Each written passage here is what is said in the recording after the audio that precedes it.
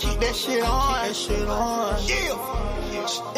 The telephone racks for the drip on me. Keep that shit on. Blowing on the Zion, sipping lean. I keep that shit on. Bad bitches recognize me. I keep this shit on. Yeah.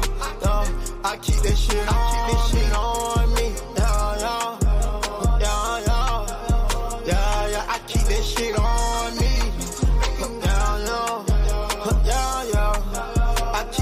I keep that shit on. I'ma shine, yeah. I ain't telling lies. I'ma grind, I stay on mine. Yeah, I feel no man. I slang that iron like Tony Stark. Yeah. I hop out for mine. I go fuck for mine. I don't play, I grind. I drop some racks for this shit. All my diamonds gon' shine. I drip on every time. I know I got some dimes. They on my timeline. They in my call log. Okay, I called out. Okay, let's handle business. We stand on everything. You know we pull up with it. We in the city, me, my nigga, but we been did it. Yeah. Fire racks, put a drip on me. Keep that shit on. Blowing on the Zion, sipping lean. I keep that shit on. Bad bitches recognize me. I keep this shit on. Yeah. Come around when I feel like I'm safe and sound. Why does it have to be that way? Every single day I feel this way. From my shit ice cold, Trey Young.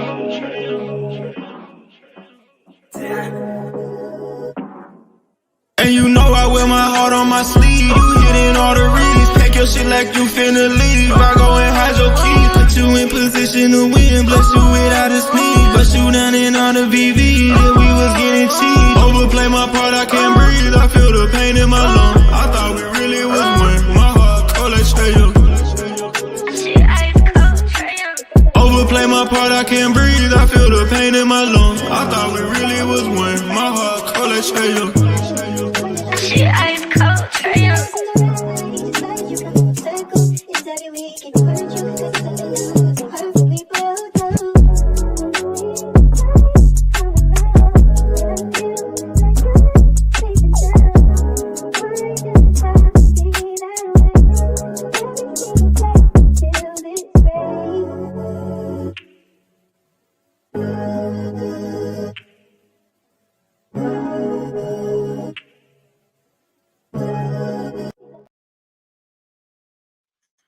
What's good, fam? It's your boy Demond here, man. I cut the intro short, cut all that short, man. I want to come up here. I'm not in the studio, so forgive me for my audio. I didn't feel like going to hook up the mic and all that jazz. Just wanted to get some thoughts off my chest today. So shout out to HAWKS Fan TV. Getting an interview with Jake Fisher from Yahoo Sports. Very informal. Very informational. So salute to them for that. What's this? My bad, guys. I'm just checking. So let me check this real quick. So let me chop it up with y'all real quick on what I think. So let's talk Clint Capella. So to make a long story short, and if you haven't, you can go to HAWKS Fan TV and listen to that space. He said it was recorded, so it should still be there. With Clint Capella, they say Clint Capella is other team. First of all, other teams view him as a backup. That's for one. Number two, they basically said that Clint Capella's value is next to nothing, right? So what does that tell me? One, that tells me that all the people, who said stuff like he's only playing Clint Capella to increase his draft, to increase his value, that's not true. That's false, which didn't even make sense to me anyway in the first place. At the pro level, like, you don't play somebody just to increase their trade value unless you're a team that's planning on not making the playoffs, okay?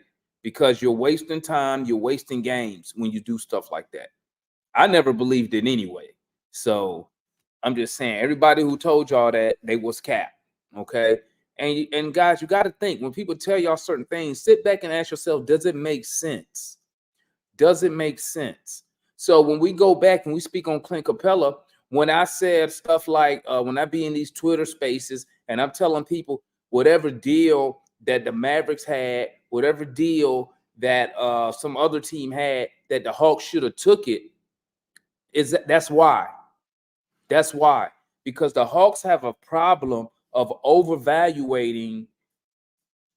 They overvalue our players. That's why I tell y'all, don't be fans of players. You can like players, but don't be fans, because when you fans of players, it clouds your judgment.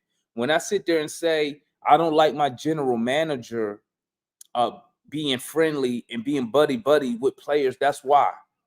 Because somebody like me, if I was the general manager and I knew Clint Capella doesn't fit on what I'm trying to do, what I'm trying to build, I'm getting off him ASAP. Okay? I'm getting off him ASAP. You may lose technically on the trade, but you get off a player you don't need, that you're not going to use, and you saving yourself $22 million next season. Okay? Now with Clint Capella, you're not going to get nothing in return. Nothing. Matter of fact, let me drop the link, because just in case somebody want to tap in, I don't want to be and just so y'all know, I'm not gonna take up too much of y'all time tonight, man. I didn't plan on even doing the show, but once I heard all that, when I heard that space, I just want to get some stuff on my chest on what I think. Okay, so with Clint Capella, so now this is what you need to do, because our front office, they're not forward thinkers. So me, myself, as soon as I found out that his value is next to nothing, some people are saying, well, bring Clint Capella off the bench. I'm not going to bring a $22 million player off the bench, right? What I will do is, now what Quinn Snyder needs to do is find out how to properly utilize Clint Capella. That's going to lead to wins. That's what he needs to do. He in the front office, need to come up with a plan. They need, not a plan, excuse me, come up with some way, some plan, some scheme, whatever, to figure out how you're going to use Clint Capella and how can he be of value to the Atlanta Hawks for the next 2 years, for this year, next year. Because that's how you need to plan that. Don't plan it like you're finna get rid of him. Okay? Don't plan it like that. How are you going to utilize Clint Capella this year and next year that he's on contract? And if somebody happen to come across and need a Clint Capella, they can throw an offer. But until then, since you're not really gonna get nothing in return for Clint, when they say value low, I'm thinking second round picks, then you need to utilize said player. How can you use Clint Capella to help the Hawks win basketball games? That's what the front office, that's what Quinn Snyder needs to do. Okay. Your chances of getting off Clint Capella is slim to none, because if his value is that low, according to what Jake said, if that's the case, then no other team wants him. You're not getting a first round pick in return. Okay. You may be able to, I don't know. If we had our picks, what you could do, you could get off Clint Capella and give up a first round pick for somebody to get that money off your hand, right? Or they can do the same. If Clint Capella is that bad, according to the Hawks, according to Quinn Snyder, if Quinn Snyder cannot utilize Clint Capella, salary dump him. I mean, you did that with John Collins. Just dump him, dump the salary, get a trade exception. That sounds crazy, right? That sounds real foolish. Just dump them and get a trade exception. Now you're starting to see how stupid, when we do this stuff, how dumb it looks. Do the same thing you just did to John Collins. You just salary dumped him. Do it. If the coach cannot utilize Clint Capella, just salary dump him. But I guess people are gonna tell me, no, we don't want to do that. I don't know why. You did it with John Collins and everybody will celebrate. Okay. That's how stupid this front office has been moving. Coach needs to find out how to utilize this guy to help us win games. Point blank, period. If you're going to have to put in some extra training sessions with this guy, that's what he needs to do. That's why he got all them damn assistants. That's why he making the big bucks. Okay? But, I mean, you got to find a way to utilize him because you're not getting nothing for him. Okay, what else did Jake Fisher say? He spoke on DeJounte Murray has never asked for a trade. Listen to me. I'm going to say this again. Murray never asked for a trade. So if he hasn't asked for a trade, right? Why is the front office taking offers on Murray if he didn't ask to leave? And you just extended him 4 years. Why are you taking offers on him? The way the media made it seem like that Murray went to the front office and said, I want to be traded. That's false. They said Jake Fisher said Murray is not disgruntled. They said he never went and asked for a trade. So when I hear that, you know what I'm thinking? I'm thinking, then why the fuck is my front office? Why is this information out there? Why is this if the player didn't ask to leave? Why is this information out there?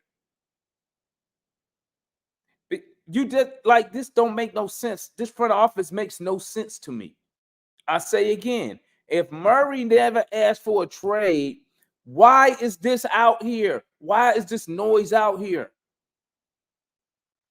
It's nonsense. If Murray never asked for a trade, why are they coming out talking about the only people that's untouchable is Jalen Johnson and Trae Young? So if it's true that they went to Murray and said, we're going to either move you to Toronto, which this can't be true, because if it's true, it's got to be one of the dumbest things ever. If you don't sign this deal, we're going to trade you to Toronto. I hope that's not true. I hope that is not true. Like, the Siakam, what else did he say? The Siakam deal done for.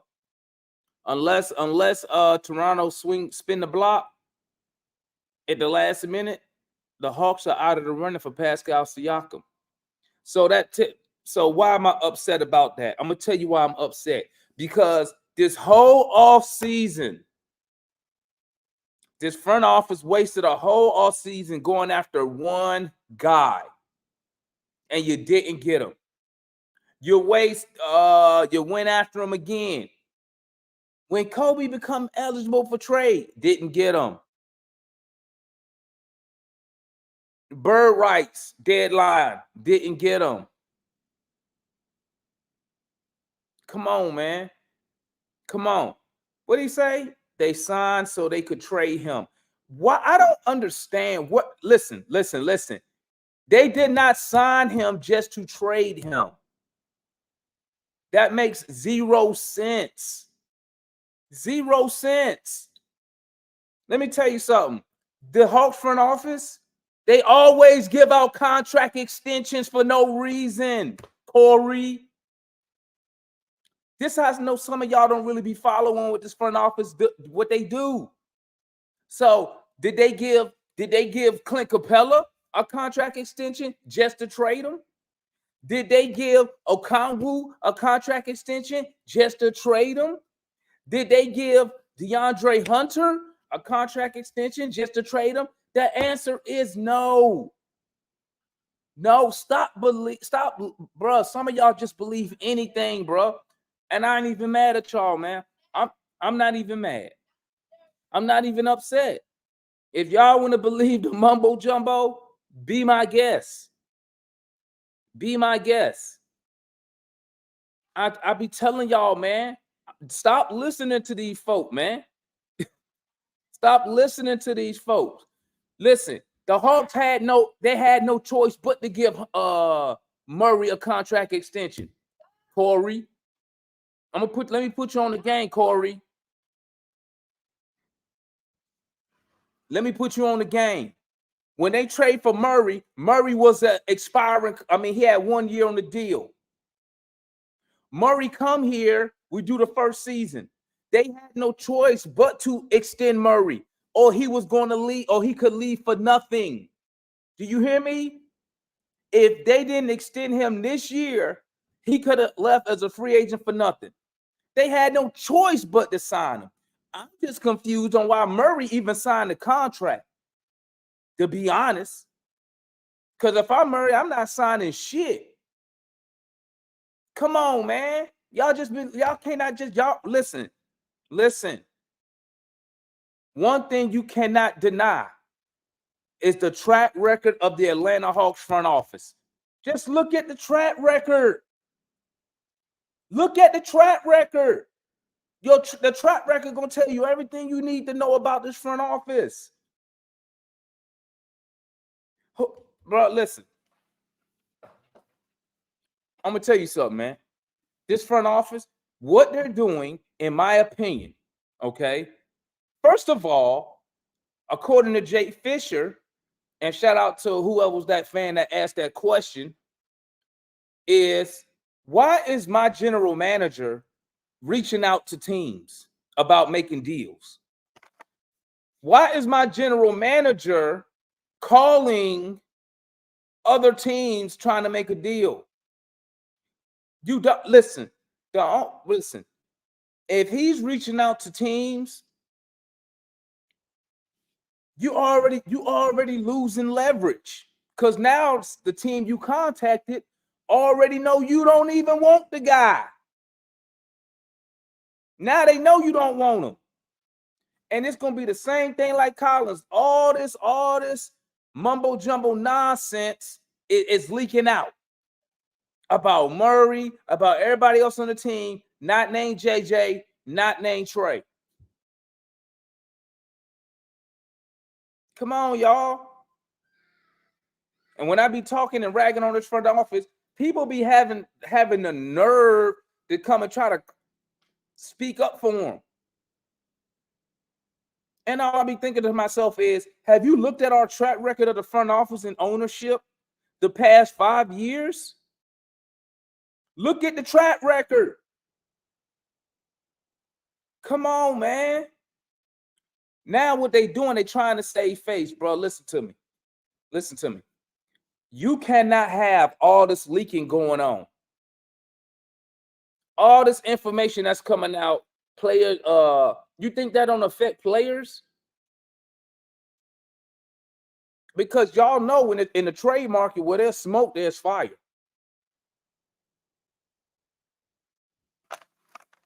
Now they're going to try to make a trade to try to fix. Now they're going to try to make a trade to try to fix what they messed up again. Again. Come on, man. Come on. Bruh, they sat right there. This front office sat right here and sold the fan base a dream. Talking about they going after Siakam. They sold a dream, bruh. They sold a dream. I need to understand. I need someone to tell me why Quinn Snyder, who's supposed to be a savant on the offensive side of the ball, why he can't make Murray and Trey work. And I really don't want to hear the point of attack defense, because the whole team is awful defended. Why he can't make it work? He made it work in Utah with a small backcourt. Last time I looked, Donovan Mitchell and Mike Conley never made an all-NBA team. I didn't know them two was awesome defenders. Come on, man. Come on. These dudes is running, this franchise is running, this front office is running game on the fan base. Because DeJounte wants to be the main guy. Let me tell you something. That can't be true. This right here, this can't be true. Where do y'all get this stuff from? It don't even make sense. Why would he come here when Trey wanted him to come here? If the main guy asked you to come join his team, what makes you think you gonna be the main guy? What makes you think you're gonna be? If the main guy says, "Hey, Vardon, I want you to come play on my team," that don't mean you're gonna be. Why would you even think that? And I'm sure nobody in the front office told him that. Come on, man. Come on, bro. That don't make no sense. That don't make no sense. Come on. You telling me when they traded for Murray, the front office and the coach didn't have a discussion before they traded for Murray? You telling me they didn't talk to his agent? You telling me nobody in this front office talked to his agent or talked to Murray and told him what his role was going to be on this team? I don't believe it. I don't believe it. I don't believe it. There's no way you make that type of trade without that player knowing what his role going to be, knowing what his expectations is going to be on this team. I don't believe it. Because if they did that, they need to be fired. They need to be fired. Come on, man. Come on. Come on, man. That makes no sense. Let me tell y'all something, man. This organization right now. Oh, here's another thing he said, which I hate this. The front office is a bunch of buddy dudes, and they like to make decisions as a group. What? You like they want to make decisions as a group? So who the last team to win a championship in the NBA where the front office make decisions as a group, where the general manager makes decisions with a group? Come on, man. Come on. These dudes is not serious, man. They're not serious. They just saying some shit because the season is going down the toilet. The season is going down the toilet, and they just saying some shit. I'm going to keep it a buck. That's all they doing. If they was really about retooling this roster and getting some assets back, if they was really about it, they'd trade Bogey. I bet they won't trade Bogey. I bet you they won't do it. If they so concerned about getting good picks back, trade Bogdanovich. He gonna get you 2 first-round picks, 1 at a minimum. Trade him. If you want to retool or reload, whatever the hell they want to call this bullshit now. Trade Bogey, start getting these assets back. Because that's what the Hawks in the front office, right? See me, and I try to tell y'all this, man. I don't have favorite active players. I could sit here and look at the team, and I could trade anybody for the right deal. If it's going to help my organization, get them out of here. So right now, we 6 games under 500. If you don't believe that this team is going to turn it around, you need to trade Bogey. You need to try to get off as much money as possible, and you need to try to get back as much draft assets, draft capital as possible. Point blank, period. If this team ain't going to win, if this team ain't trying to win, or as some people like to say, if Quinn coaching to lose, you need to get off Bogey. He over 30, okay, with bad knees, okay. Capella, listen, salary dump him. Just salary dump him. You had no problem get salary dumping. Salary dump this guy. Get a trade exception. Hunter, I'm going to tell you about DeAndre Hunter, man. Once again, they gave out, and this is another thing that the front office does that makes no sense. Stop extending these dudes for no reason. Stop extending these dudes. You extended Capella for no reason. You extended Hunter for no reason. Why do y'all keep doing this stupidness? You could have let Hunter test the market. Let the market set the value of the player. Because guess what? Guess what? If I don't think Hunter worth 20 million and someone want to give him 20 million, they can have him. But instead, we extend them 4 years, 90 million, and his knees bad. You can't get what the homeboy Jake say. You ain't getting nothing in return for Hunter. Come on, man. Hey, Come bro, on. I got a couple rebuttals to what you've been saying, man. First of all, we gotta take the emotions out the situation, man. It started. You gotta put yourself in the mindset of wrestling in this team, man. First and foremost, you said the contracts that we gave these guys. Well, again, they're not gonna come out and openly admit that they're trying to rebuild. So if you let Hunter and those guys go on the market and they get a contract from another team and they're restricted, Atlanta either has to match it or they lose the guy for nothing. All right. And they're not going to put themselves in a position to lose them for nothing. Second of all, some of these trades should have been made 2 to 3 years ago if the vision was aligned that these guys were not going to be, what you thought they were going to be to get this team over the hump. All right.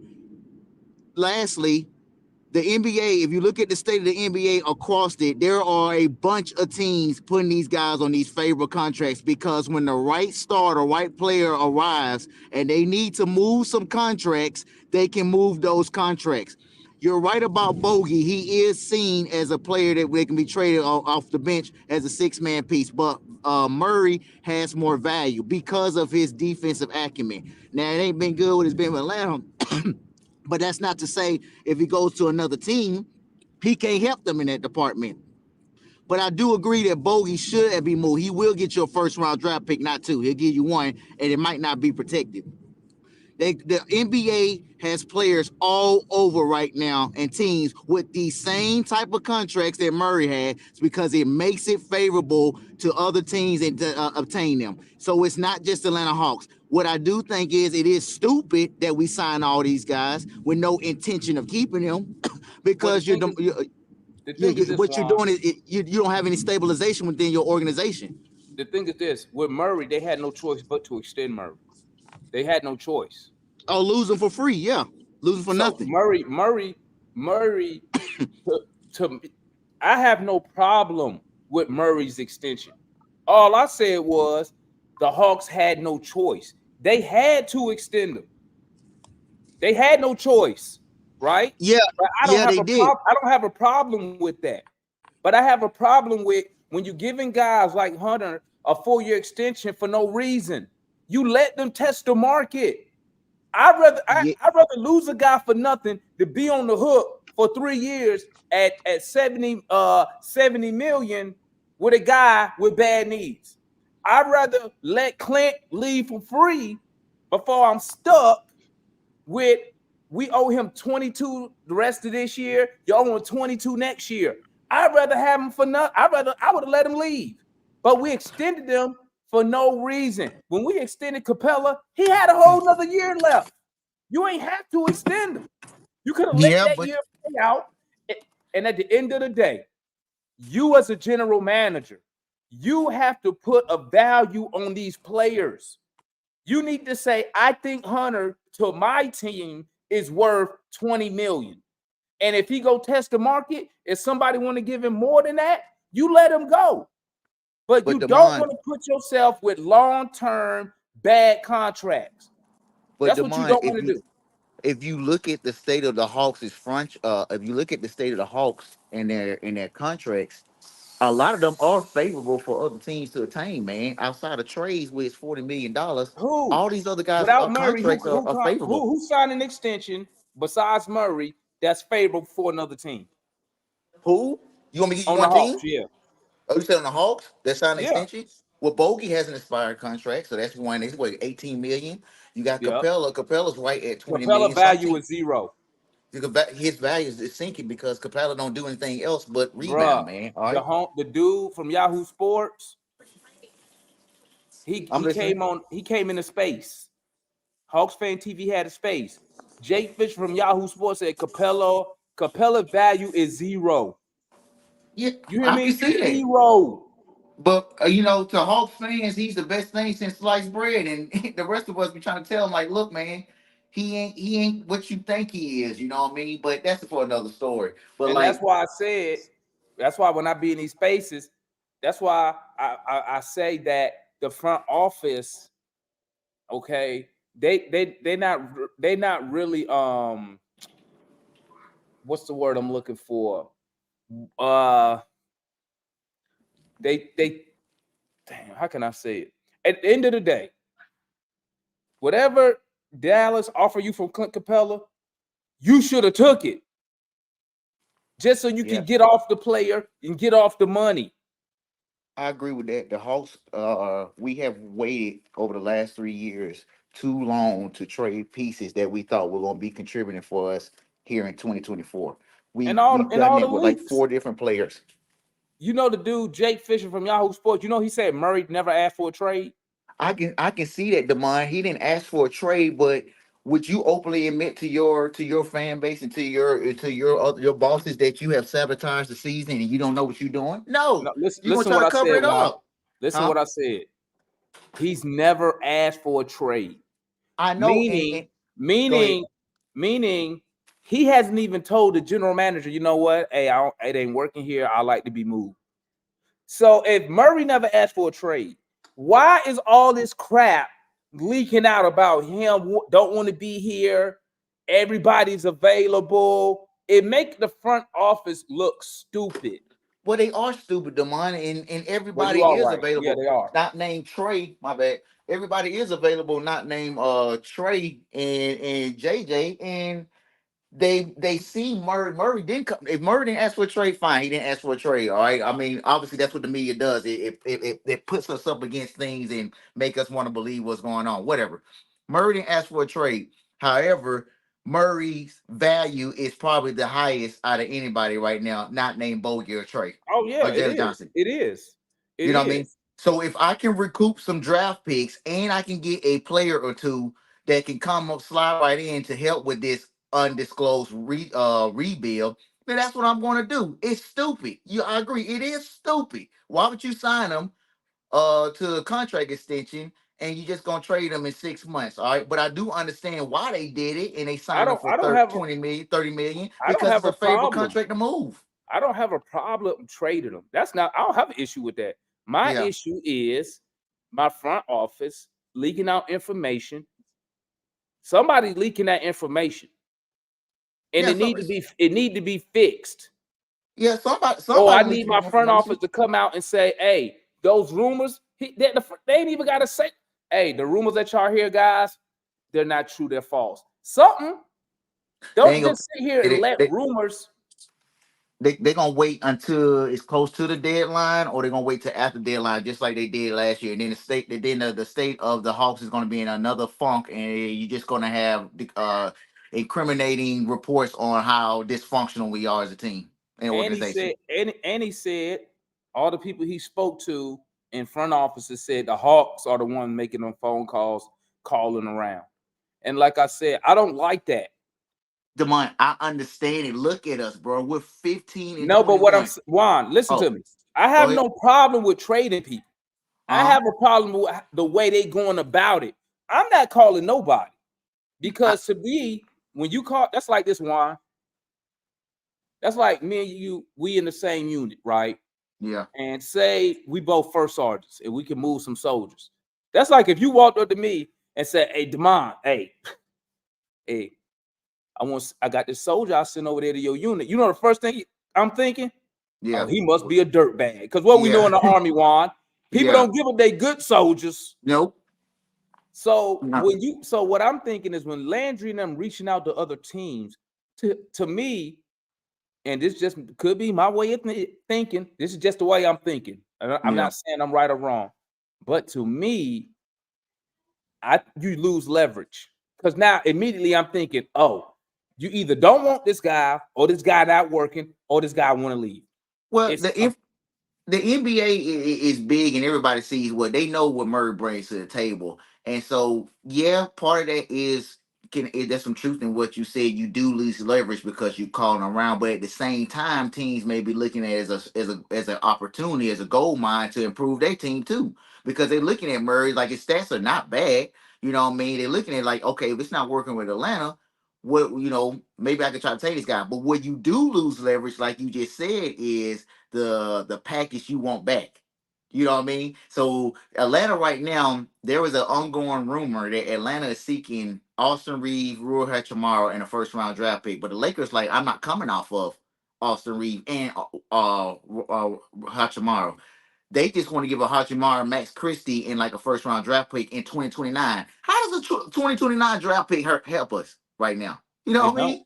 It It don't don't. help us at all. So that's the mindset. And then you got New York who want to give us 2 first round draft picks and then some expiring contracts. But again, how does that help Atlanta moving forward? It puts us in the dumps and makes us truly become a rebuilding team, which the front office is not going to come out and say.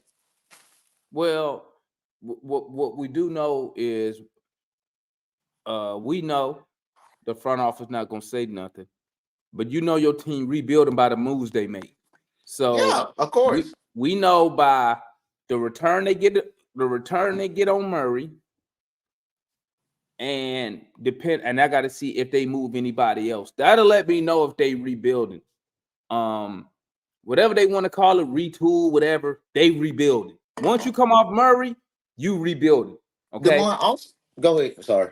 Oh, I'm about to say, because the team is not going to be better. No, it's not. And then also, Demond, the elephant in the room is also too. You got Sadiq Bey right there too. What you gonna do with him? There. I can 100% guarantee Sadiq Bey will either be traded or released in the next 5 to 6 months. Guaranteed. They are not paying him. He is Well, not. They're not keeping him. but see, this is what I'm saying, Juan. So how you just say that right now? So you already know in your head, you already looking down the road. Mm-hmm. So just like me, I'm thinking, I'm trading this dude. I'm getting something, even if Yeah. I just get a second round pick, I'm recouping something because you already know in your head what you not paying what he want. You already Yeah. know that already before you ain't even got to wait the free agency. Yep. You already know because you tried to make an offer to him when And he said when you nope. signed the Conwood, and he said no. He said I'm worth 20 to 25 million. Yeah, so trade him. Yep. And Trade then him. Don't and sit then on him and then wait to the end of the season. you know what else is also lurking? We can, as the trade that we get close to about a month of the trade window opening, that $25 million exception, Bro, and how stupid the Atlanta Hawks will look and how incompetent the Atlanta Hawks front office will look if they don't use that they're not gonna for use it, another bro. piece. They Most teams don't you use trade exceptions that big. Most teams don't even use close to half of that. They only it's get the so trade. They only use but trade exceptions. The salary don't. That's it. And so it's going to make them look even more incompetent. Again, man, I don't know what the hell Wrestler was thinking when he put his son on as a general manager and basketball and president or vice president of basketball operations. I don't know what he was thinking in hiring Kyle Korver, who was just coming into the coaching world and learn about coaching, and put him as a general manager. You don't do that, man. You don't do that. You Nope. get competent people that understand the business, that has been around for a while, that have been in the highs and lows in the NBA, and you come in and let them change your franchise around. It's the same shit the Falcons been doing as well. It's always hiring these first time coordinators, first time coaches, and they come in and they just implode on the team, man. So I just don't understand from that aspect why Wrestler is doing the shit that he's doing right now, man. Which is crazy because you don't become a billionaire by making stupid financial moves within your business. No, So for exactly. him, bruh, the whole front office is rookies. Yeah. Rookies. I don't think Yep. people understand that. The whole front office is rookies. Yep. This is year 1, year 2. They don't know what And they're doing. They have no and as a sense of direction. And I'm yep. gonna tell you like this. You know what our team is? I'm gonna tell you what the team. When you look at the roster, you know what you see, guys? I call it gumbo. You know what gumbo is? It's just a mixture of all type of shit. Yep. That's what the team is. Every time you look at the team, you're looking at 3, 4, 5 people's vision of what they thought we should be. And then you wonder why the team said players don't fit. It's just like with Murray. People like, well, Murray don't fit. I need to, when y'all tell me Murray don't fit, I need y'all to start blaming the people who went and got him. Because you telling me nobody in the front office, well, we do know one person did, but we fired him. The only dude with basketball executive experience said don't do it, but we did it anyway. Because, so you telling me nobody sat there and said, that's like if me and Juan is Corbin Landry and Trey come to us and say, hey man, I would really love to play with DeJounte. We're gonna look at Trey, we're gonna say, all right, cool, we're gonna see what we can do. Then we're gonna go sit down and I'm gonna say, Juan, ain't Murray a point guard? Yep. He gonna be like, yeah, but like that ain't gonna work, huh? No, yeah, we can't do that deal. But for somebody, you see how easy that was for us to figure that out. Yeah, the politics side though is keeping Trey happy and afraid. That's another thing too. The politics side of the business is they want to make sure they keep Trey happy, but you damn sure don't keep him happy by going 15-21 in 36 games so far, and then you talking about rebuilding on the sly. Let me tell you something. you got mixed messages. You got mixed messages. Everybody know who my favorite general manager is. It's Jerry Krause, and I'm gonna tell you like this: if Jerry Krause can tell Michael Jordan, "Shut up, you don't know what you're talking about." What I'm talking about, because Trey got access to the owner's son, so it don't even matter what them two say. He's just gonna go to Nick Russell and be like, Nick, make this shit happen for me, bro. Because these dudes over here, they trying to say, make this shit work. Get my guy here. And that's what I'm saying. Like, it's so funny how I see fans rag on Murray, but never rag on the people who got him here. I don't hear nobody saying, man, hey, Landry Field, that was stupid. Hey, Trey Young, that was stupid that you wanted this guy here. He don't fit. But everybody just want to rag on Murray. Rag on the people who making the groceries. It's just stupid that you will leverage our immediate future of assets for a guy that it's right now the numbers say don't complement Trey's game and also doesn't push the needle for us. Yeah, Murray's a nice asset, but does he push the needle to us? Does he help us continue with the Bostons and the Milwaukee's of the world? No, he does not. And that's okay because Murray's a good third piece. He's a good third option on a good team. We're not a good team. He's asked to be the second option and sometimes first option when Trey sits on the bench of this basketball team, and that's not what he's aligned for, man. And they want him to play all NBA defense. Yeah, why nobody else on the team defend? And so for you to have that vision or to have that message that he's going to come in and be able to transpire your team in that aspect, it's just totally wrong. A blind person can tell you, like, I'm not trading my 3 first-round draft picks, because you bundle those 3-round draft picks with the other players that you have and go get you a true star, a Siakam, if you may say, or marketing, or Carl Anthony Towns. That's what you go do it for, someone that's going to transpire your organization. And then also, we got smaller again. We got another guard who's 180 pounds, but we never addressed the front of our team and size and depth. I don't understand this, man. You know what I mean? I really don't, bro. It's the gumbo, man. One minute it's like what Oprah say. You get to pick a player. You pick a player. You pick a player. We're gonna all put him over here and see what happens. Like, bruh, I knew this shit, bro. I knew it. They just playing Capella. Yeah. Should have got Derek Lively, bro. We should have got Derek Lively in that pick. Should have got Derek Lively. We would have got younger and we would have got taller. Nope, not Atlanta. Not Atlanta. And that's what I'm saying, man. If I know this guy don't fit what I'm trying to do, I'm taking whatever deal to get off this dude contract and get him out of here. Get something in return. You would have gave up. I've been hearing all type of stuff. I heard the Hawks didn't want to give up the 15 pick. Woo, woo, woo, woo, woo. Get that shit up. Yep. What are you waiting for? So you telling me you want to keep the 15 pick so you can keep Capella and owe him another 22 million next year? That's exactly what it is. Yep. That's exactly Who's what it is. making these decisions? Yep. You would have had Lively coming here on a rookie contract, and you would have had his bird rights for the next 3 I'm years. gonna go back in this Twitter chat, bro, and I'm gonna scroll all the way back before the draft when I told these niggas in the chat I want Lively. Yeah, I wanted And to, man. and this was way before his. And I remember they told me he can't shoot. This before he did his pro day. Then he did that pro day and hit all them threes. That's when he shot on the draft board. And it was perfect. Give them Clint, whatever the fuck else they want, move to 10. Yep. Get him. Yep.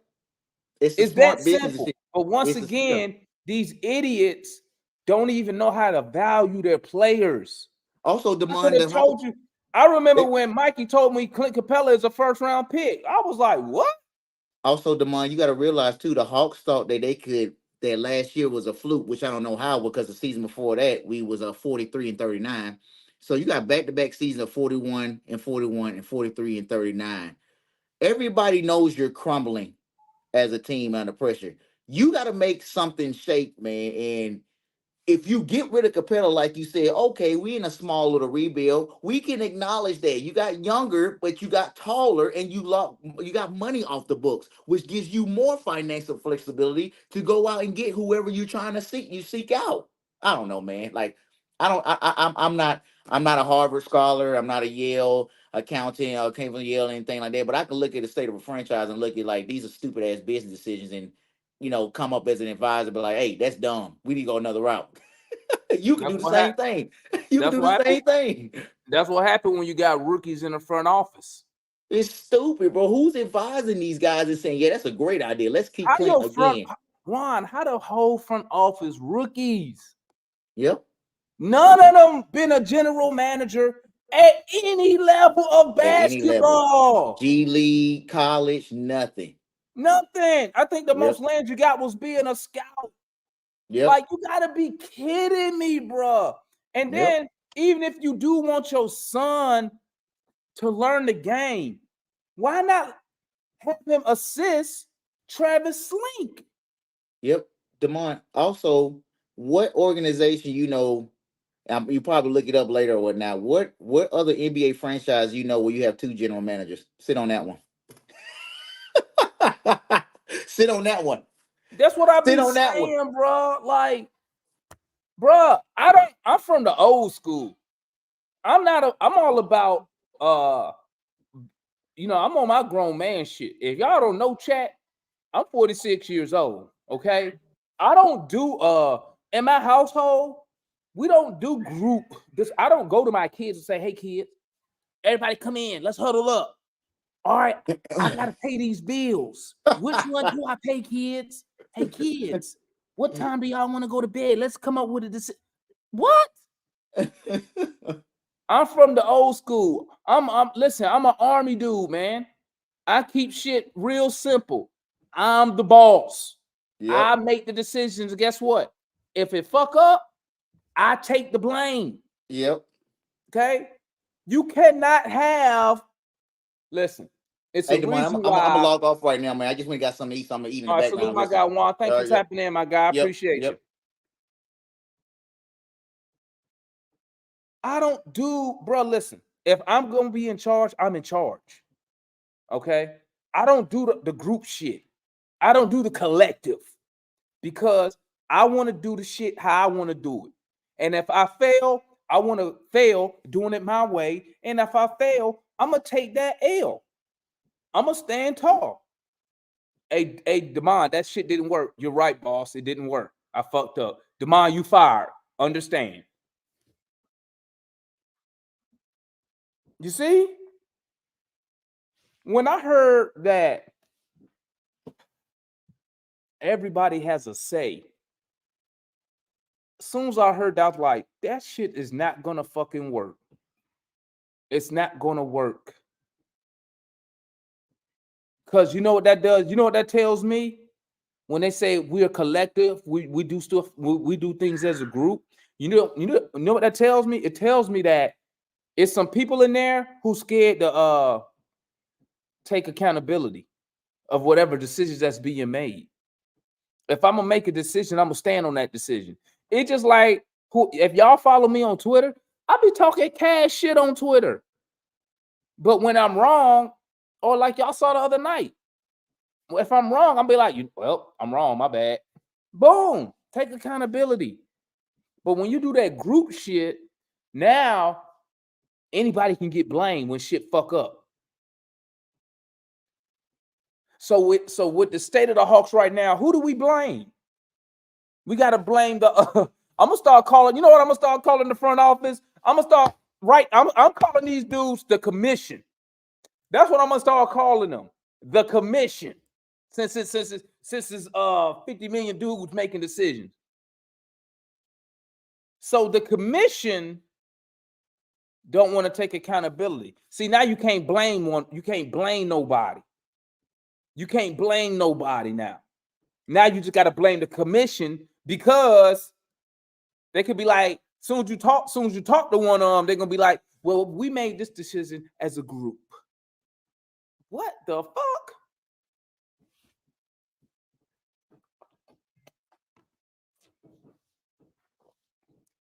So now you ask yourself, what is our path to victory? What is our path? What would I do? If Damon was a GM, what would I do? I'm gonna tell you what I would do if I was the boss. Okay?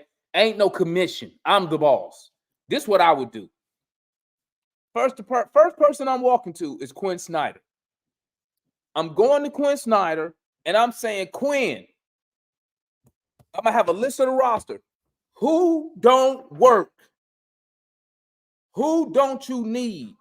Who is a liability to what we are trying to accomplish? And I need his input because he's the one coaching and it's his system. Who do we need? I'm gonna have the whole roster. Boom. Who is a liability? Put an X beside him. That's exactly what I'm gonna do. And then whoever he put beside an X, I'm gonna tell him, now I need you to put beside what type of player you would like on this team to fit your system. Give me a name of a current NBA player who you would like. That way, now I got a visual. Okay, you want a Jaylen Brown type guy. Okay, let me go find a Jaylen Brown type guy. You want a Pascal Siakam type guy. Okay, I may not get him, but let me go find us a Pascal Siakam type guy. Right? Then I'm going to Trae Young. And I'm going to tell Trae Young straight up, listen, man, the previous regime, the commission before me fucked this shit up. Now I got to fix this shit so we can get the right people in here to run this, whatever offense we doing, whatever defense we doing. Trae, can you give me 2 years? Can you give me 2 more years, Trae? 2 more years, and if we not competing for a championship in 2 years, or at least getting to the conference final in 2 years, and you ask me for a trade, I will oblige. No questions asked. Then I'm gonna get up. Then I'm gonna start dumping, and then I'm gonna start getting rid of some of these Joes. If I can't get nothing for them, I'm getting rid of them because they're not helping me. All they doing right now, according to some fans, if Clint Capella can't help us win the way we need the center position to be played, get rid of them. You salary dump Collins, salary dump this guy.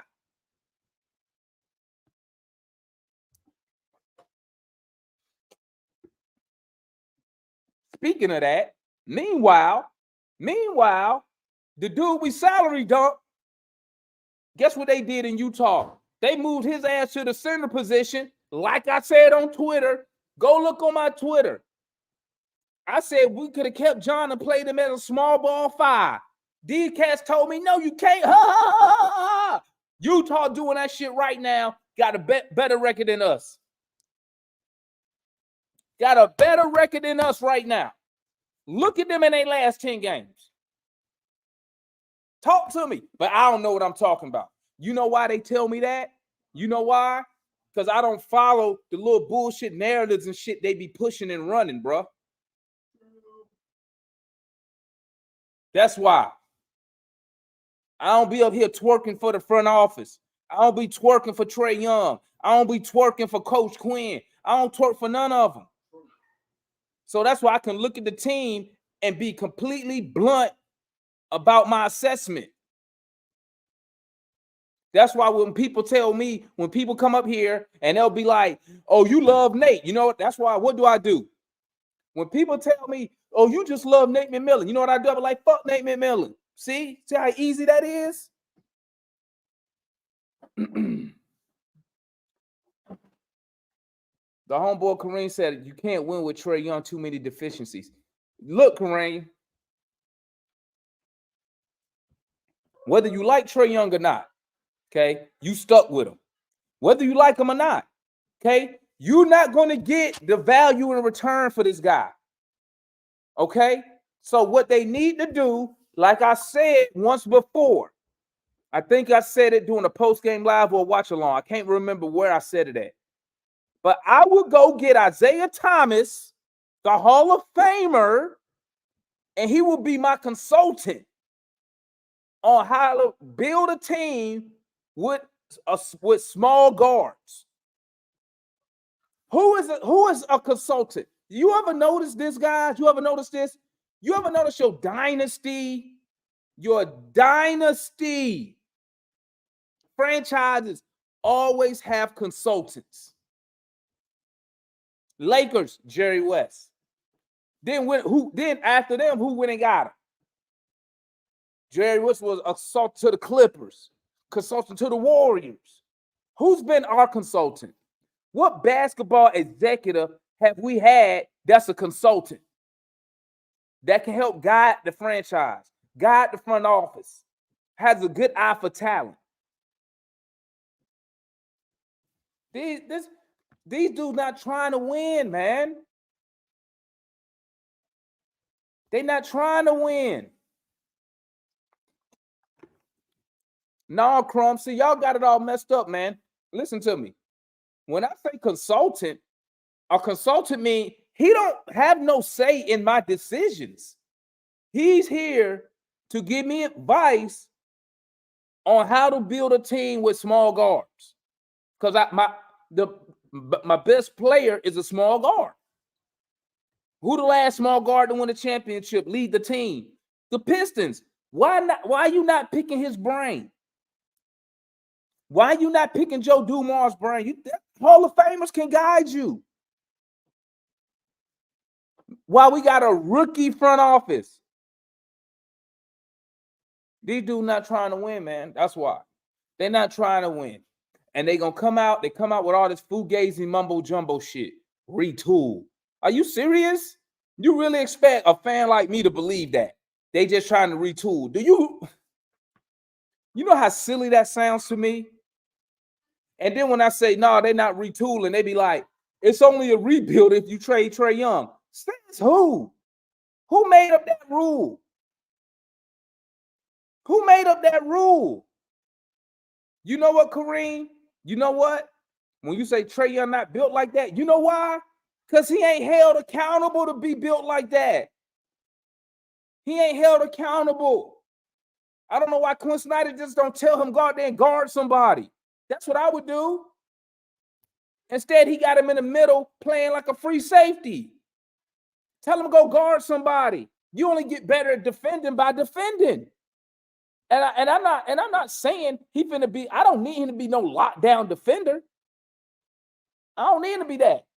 I need him to go out there and give me effort on the defensive end on a guy. If the dude score, he just fucking score. You ain't stopping nobody in the NBA for real. But damn, bro. You got to listen. All your great players, and this is what I would tell Trae. All great players play both ways.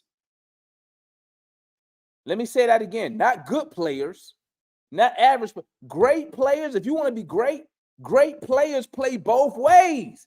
Jordan both ways. Kobe both ways. LeBron both ways. Come on, man. And like I said, he ain't got to stop nobody because I know how he built. I know he ain't got the frame. But guess what he could do? He could be one of the people, when you go play ball outside, when you go outside to play ball, or you go to the YMCA, or you go to LA Fitness and play ball, and it's always that one dude that he ain't even good. He just be harassing you though. When you be like, he be like, I got you. You be like, oh my God, why this dude on me today? Cause he just be harassing. He just, you just be like, bro, what you doing? He harass you so much, he just throw you off your game. Listen, man, listen. This team need to be held accountable. The coaches need to be held accountable. The players need to be held accountable. This organization has to set a standard for winning. Bro, the Laker fans already trying to get rid of Darvin Ham, and they just won the damn in-season tournament. They just won a title 2 years ago, and they already, bro, they done already fired the coach who won them a championship 2 years ago. He gone. He's gone. Bruh, Darvin Ham just got there. They won the in-season tournament. Laker Nation want his ass fired. Meanwhile, some of our fans over here twerking for Quinn. And he got a worse record than Nate McMillan as the Hawks head coach. Come on, man. Bruh, listen. As a fan base, we got to stop giving out passes, bro. We got to start demanding excellence. We got to start demanding excellence. We got to start demanding more from the players. We got to start demanding more from the organization. I can't believe people is siding with this bullshit. Oh, they just trying to retool. You as a fan, you should be mad as, you know why I'm mad as shit? You know why I'm mad as shit? Because I've been through this shit plenty of times with the same organization.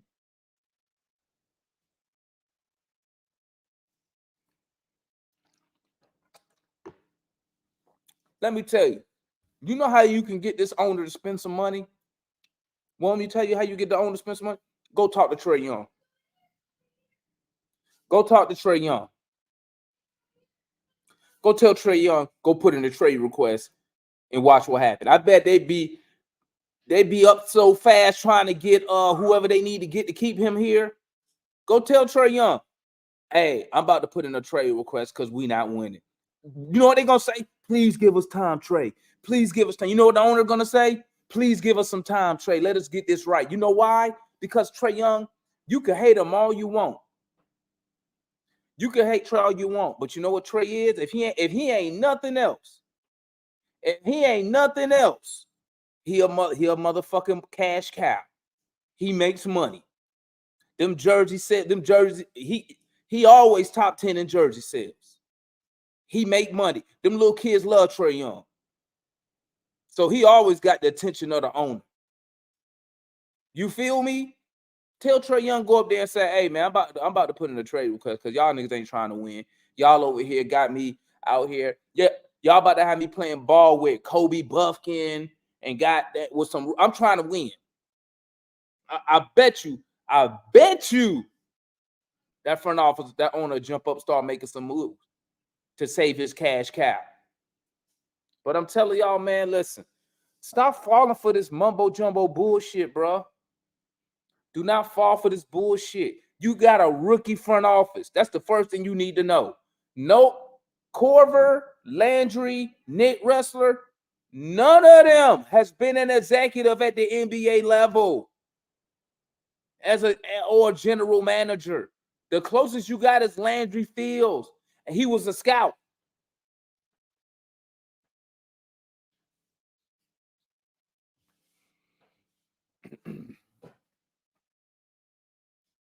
I'm gonna tell you like this, guys. I'm gonna tell you like this, man. I'm gonna tell you like this. When I listened to Jay Fisher today, man, I was laughing my ass off, bro. I bet some of them fans getting a reality check like a motherfucker today. running around here gassing up people, thinking we doing all this. These niggas ain't doing nothing. They calling people. Nobody want these players. We reaching out to the teams. They not reaching out to us. Trey, listen. This team is not winning. They need to really sit down, Quinn and the rest of them, and have a real conversation and start getting off some of these contracts while people got value. Only two people really got value, Bogey and Murray. You need to sit down and have a real conversation. Okay? I don't care how much you like Bogey. If I can get the first round pick for him, he gone. If I can get a good return from Murray, he gone. Like you can't even keep Murray now. Because how is three teams asked about AJ? You ain't getting shit for AJ for real. He don't even play. You know why teams ask about him, Mudbone? You know why? Because he don't play. So what you think the offer is going to be for AJ Griffin? What they doing is they look at young talent. Let me tell you what they doing. They looked at AJ and probably was like, hey, his shooting numbers last year was good. Why he not playing? I don't know. They said something about his defense or something. Woo. You think we could use him here? You think we can work on his defense and blah, blah, blah? Hell yeah, we could fix him. We could fix him. Let's offer them something low. Let offer, because he's not playing anyway, so he's not even part of the immediate plans. Offer him a couple second round picks, see what they say. If they want a first round pick for him, see if they'll take a protect. We'll give him a first round pick, but make it protected 1 through 20. Or make it a lot of what was he picked at? He was picked at like 16. Make the first round pick protected 1 through 17 and see if they take it. They trying to hustle you. That's what they doing. They trying to hustle you. That's why they asking about AJ. They trying to get him for the low. I guarantee you, whoever make an offer for AJ, it's a low ball like a motherfucker. It's a low ball.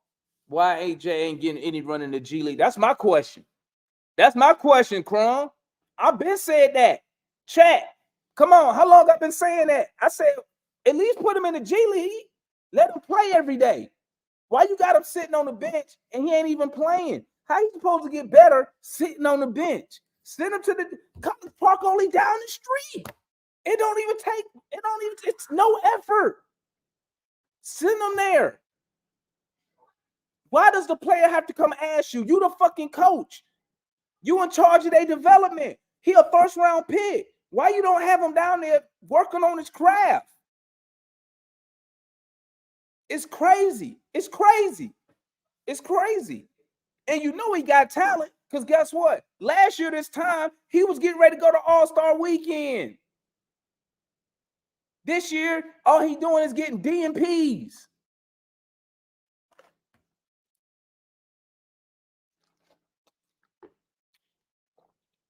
And come on, man. That's why I say, guys, stop being fans of these players and fans of coaches. That way you can just see shit for what it is. Last year this time, fan was complaining about Nate McMillan not playing Jalen Johnson. Now you get Quinn Snyder. He doing the same shit that AJ. The exact same shit. I think his shit is worse. At least JJ was playable. Bro, this dude had to take a leave of absence from the team. Come on. But don't nobody say shit. Now you know what people say? Because they fans of the coach. Since they fans of the coach, it's the first thing they say. Man, I think he got mental problems. And I'll be sitting here thinking, like, you don't think none of the issues that he has, it don't have nothing to do with his lack of playing time? Because he won't play them before he took a leave of absence. So you telling me his lack of playing time don't have nothing to do with nothing? He just woke up one day, had a mental problem. Stop lying, bro. Stop lying. His ass should be right down there at College Park, getting in many minutes as possible until Coach Quinn. Here's another example. Didn't they just bring up Seth Lundy from College Park? When we bring up Seth Lundy, chat, anybody know? When did we bring up Seth Lundy to Atlanta? And then when you find that out, how many minutes has Seth Lundy played since he's been in Atlanta? How many games has Seth Lundy been in since he came to Atlanta? I'll wait. Everybody was excited about Seth Lundy doing good in College Park. He came up here. I don't remember Seth Lundy playing a handful of times.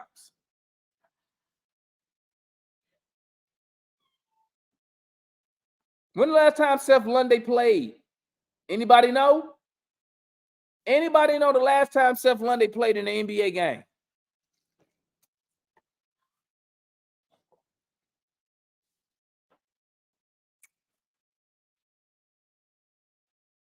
Has he even been sent back to College Park to get some runs? Or he's just sitting on the end of the bench, just sitting, twiddling his thumbs, looking at Patty Mills get play before he does. People don't want to have that conversation though. People think this dude Quinn Snyder is some type of savant. Let me tell you something, man. I didn't give him no type of some people say he got cash. He don't got shit with me because he ain't won shit. What has the coach won? Nothing. He ain't won nothing. So why are y'all giving him so much credit? For what? What has he done? What has he done for you to give him all this cachet? Oh, Coach Quinn, oh my God, praise Quinn ball, Quinn. What has he done to make you give him that much respect? He ain't a winner. He ain't won shit with Utah. He spent 8 years in Utah and did what? What'd he do? Don't want to have that conversation.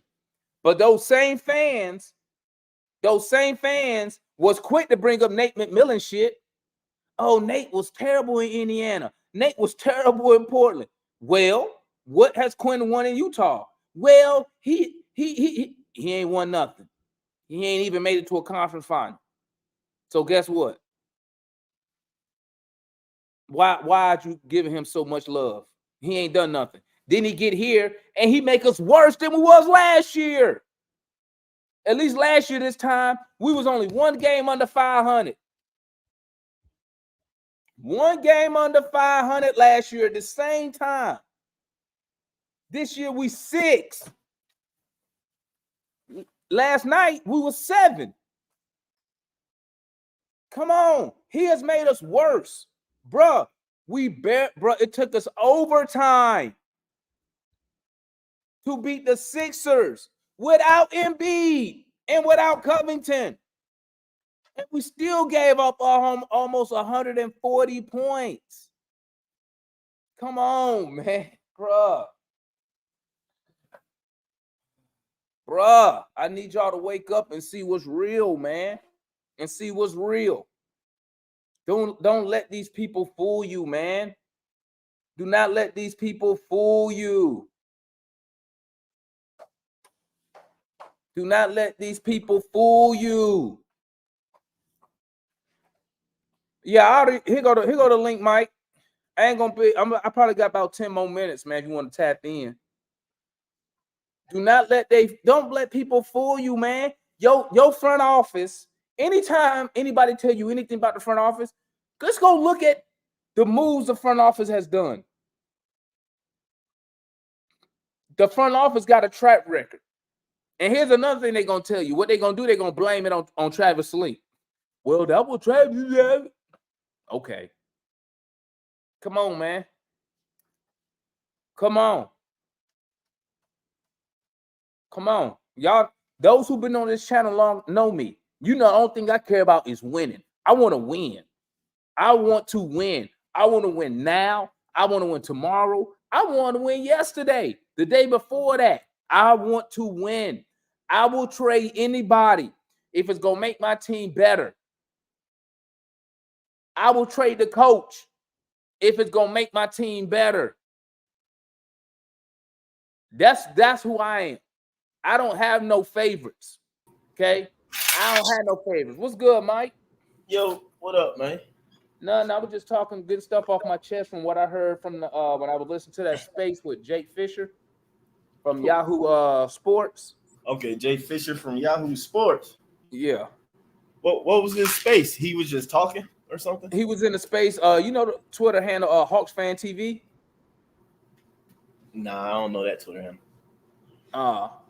But that's a big media. That's a HAWKS Twitter handle. Okay. They actual. He's the actual HAWKS Fan TV. They actual like real journalists. So he had Jake Fisher. He had Jake Fisher in the space today, and Jake Fisher was just telling us. Let's see. I'll give quick. Let's see. Cliff notes. Clint has no value. Murray never asked to be traded, but he's open to be traded. But he never asked for a trade. Oh, I don't know what makes it. That's crazy. How you met? He didn't ask for a trade, but he's open to be traded. That's a weird. What else they ran down? The front office, Landry and them, they real close. They make a lot of decisions together as a group. I just call them the commission now. Yeah. What else? If I can remember. Chad, what else did they say? What else did Jake say today in that space? I can't remember. That Clint has no value. I hope Clint don't have no value, bro. None. Nobody on our team has value. The Hawks. The Hawks are the one initiating trade requests. So nobody calling us for our players. We calling around to other organizations. Yeah, because we have no value. So nobody's calling. I mean, if they call, it'll be for JJ, but they probably already know ain't no point of calling about that because they know the Hawks roster suck. So it's like they definitely ain't gonna give up JJ. But no, this is hilarious, bro. I mean, I get why you were upset and everything like that. I get it. But man, my bad. I'm sitting looking at the chat. I don't want to start hating on Trey or something like that, man. I don't want to seem like I'm hating. I ain't even upset. I'm just trying to tell people, stop listening to a lot of bullshit that some of these people be saying. Cats who be twerking for the front office, like Matt twerking for Coach Quinn. When these people, when this organization, I'm trying to tell people, the front office, the ownership, they have a track record. You ain't even got to. Anytime, like I say, anytime somebody told me something about the Hawks front office, first thing I do is let me think about it real quick. Have they done this before? Hell no. Then why the fuck they gonna do it now? They gonna pull this off? Have they done this before? Hell yeah, they fucked it up. Yep. Like they have a track record, and I don't understand how people just don't look at the track record of the Hawks front office, And then I was saying that don't get it either, bro.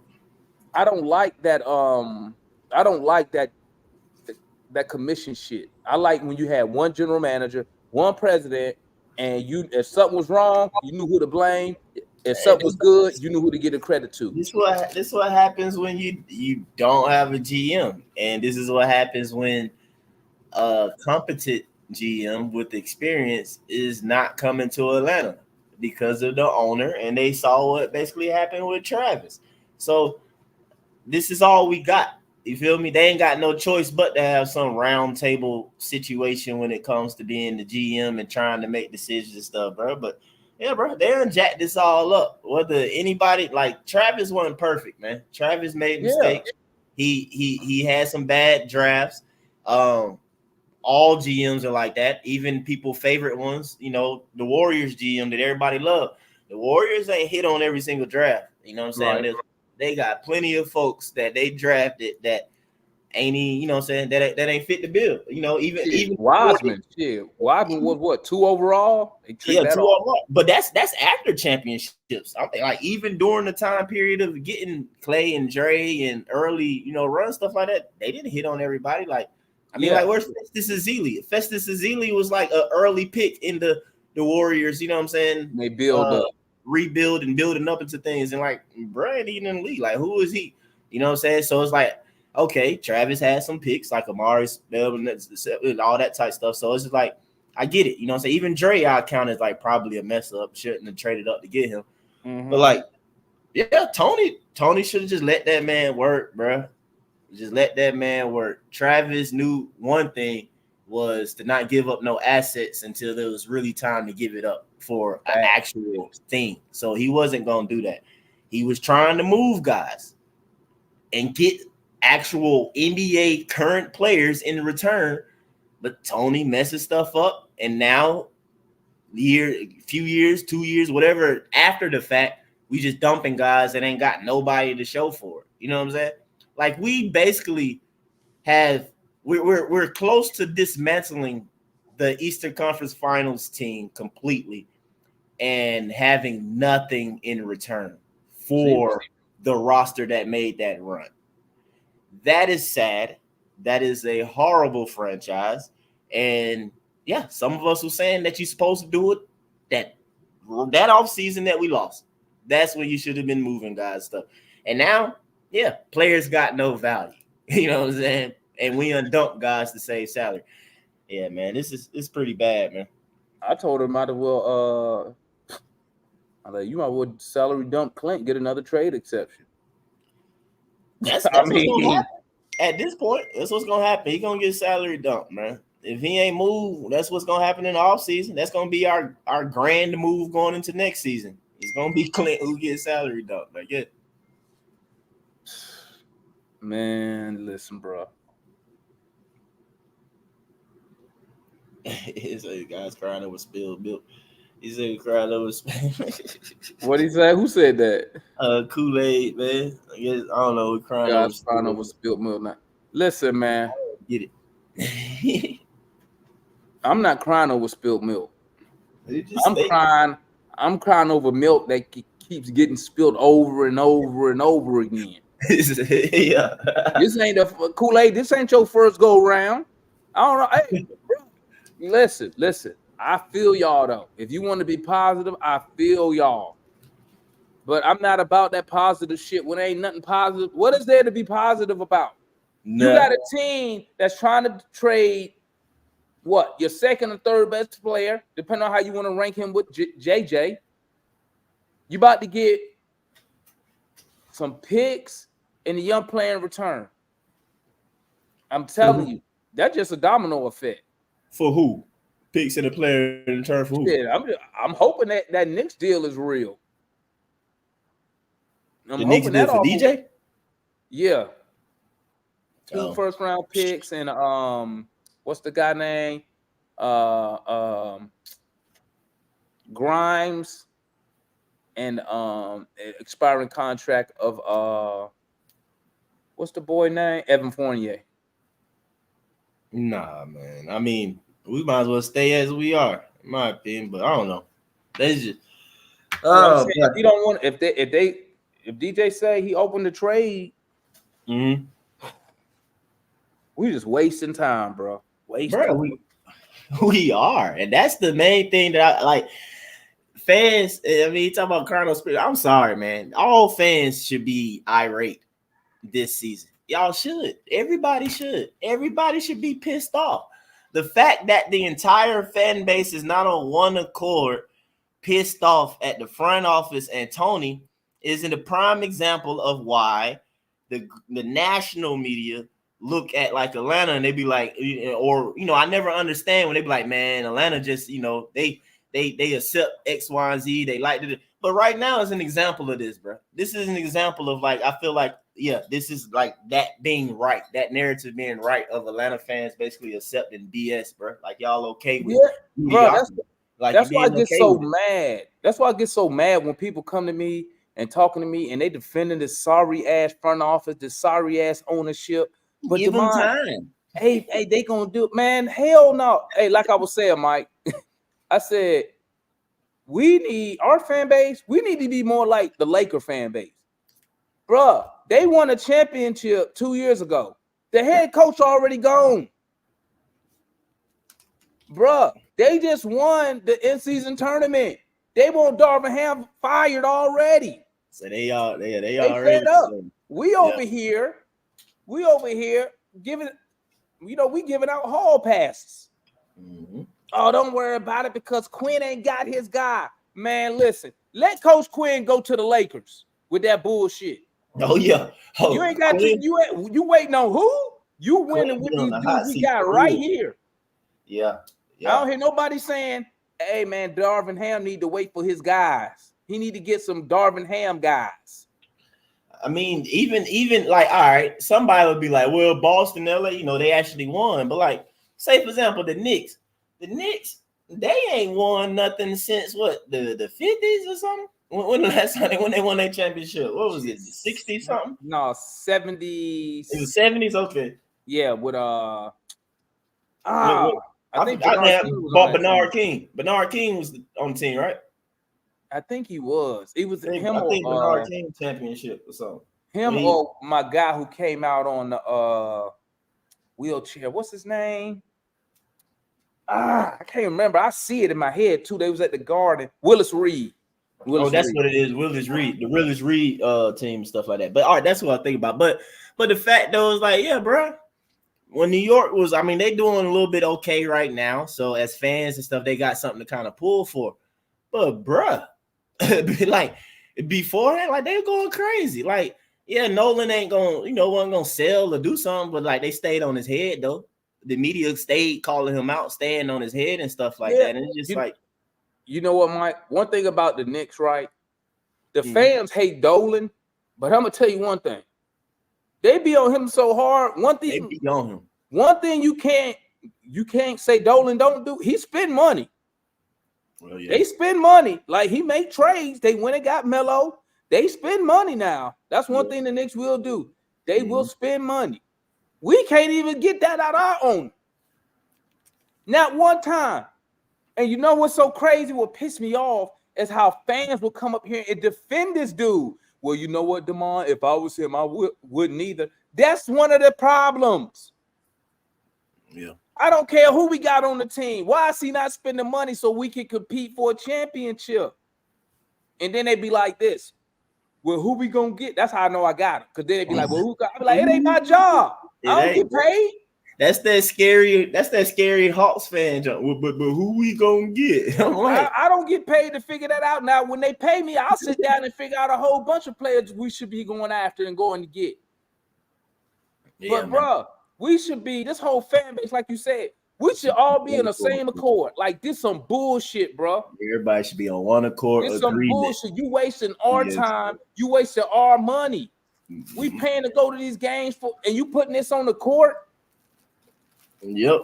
The simple fact that DJ is available or that's being talked about as trade, bro, that alone should have everybody like, bro, like, come on, dog. Y'all don't know what y'all doing. Like, why y'all went and got this man and trade away our assets to just, you know what I'm saying? Go ahead and do this move. I actually prefer them to like just be stubborn with it a little bit. Like, no, we gonna make it work. I would they be giving them passes, man. You know what they be saying, Mike?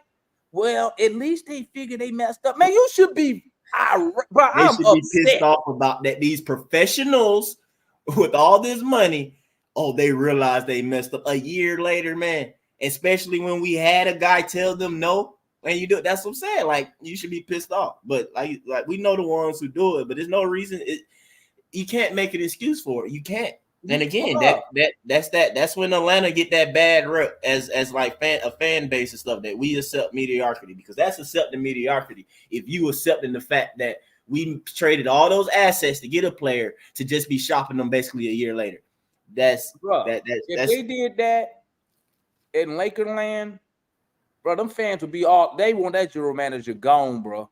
And can you use malpractice in this situation or something? I feel like this is like malpractice or something, bro. I can't even believe the article came out saying we even entertaining sending Murray back to the Spurs. Like, that's crazy to me. Bro, we the joke of the league, bro.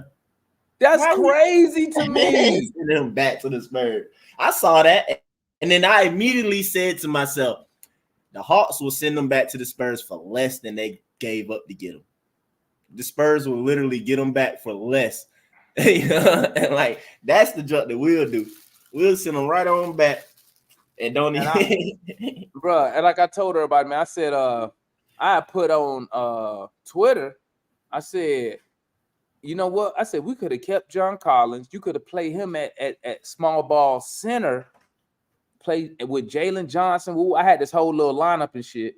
And they was like, no, you haven't, you know, they gave me all these excuses on why I can't get done. Bro, you know, Utah doing that shit right now, bro.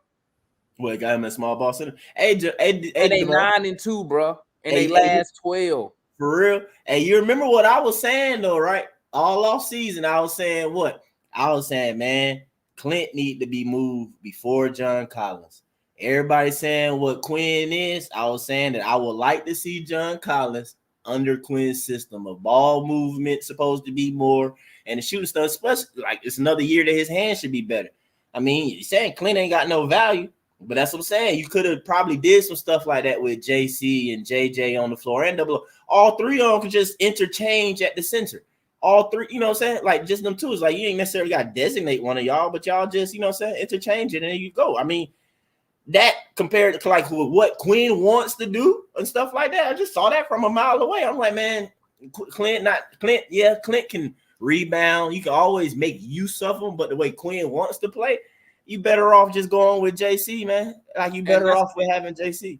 And to your point, that's another thing I was saying.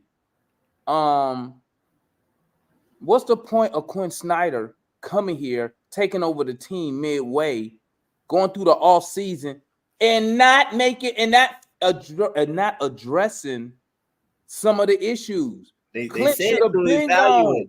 They said he should have known Clint didn't fit what he wanted to do when he saw his name. They told us he came to evaluate. When we asked that question last season, they were like, he's here to evaluate the team and get it fitted. Well, Pyru Quinn decided that the team was good to go, I guess. Like, what was he evaluating this whole time, bro? What about them cats on Twitter who said addition by subtraction about John? Where they at? They quiet than a motherfucker right now. Addition by subtraction. Utah got a better record than we do. Hey, bro, I'm sorry, but for me, that math don't never add up when I give up a player for basically nothing. For guys who not even in the NBA, you know what I'm saying, or whatever. You know, like that's not addition. Like, yeah, JJ is balling. But it would be even better to actually gotten something back for the last two players that we moved, and it being a roster piece, part of the rotation. Like, is it really that hard to ask your GMs to trade people, trade guys that are a part of our starting lineup and our rotation and get heavy minutes? Is it really difficult to ask them to trade them for someone who can come back and be a part of the rotation? Man, listen. And then, you know, everybody was hyping me up about these young players. Bro, this dude Quinn don't play no young guys, man. He don't play them. Bro, where is Seth Lundy? He brought him up, played him a couple minutes. He just been getting DMPs. He ruined AJ Griffin. He ruined AJ. He ruined him. Come on. Hey, man. I mean, basically. That's why I'm like, bro, man, Jesus Christ, bro. Hey, man. Say we love the Hawks, though. When the next time we play? We got the Pacers win. Tomorrow. Pacers tomorrow. Yeah, I think tomorrow Friday, right? Yeah. Okay, another Friday. Didn't we play them last Friday? Or that was somebody else? I don't know, but I know they beat our ass. He can't even remember. He said all that ass whooping. Yeah, we play the Pacers tomorrow, 7:30.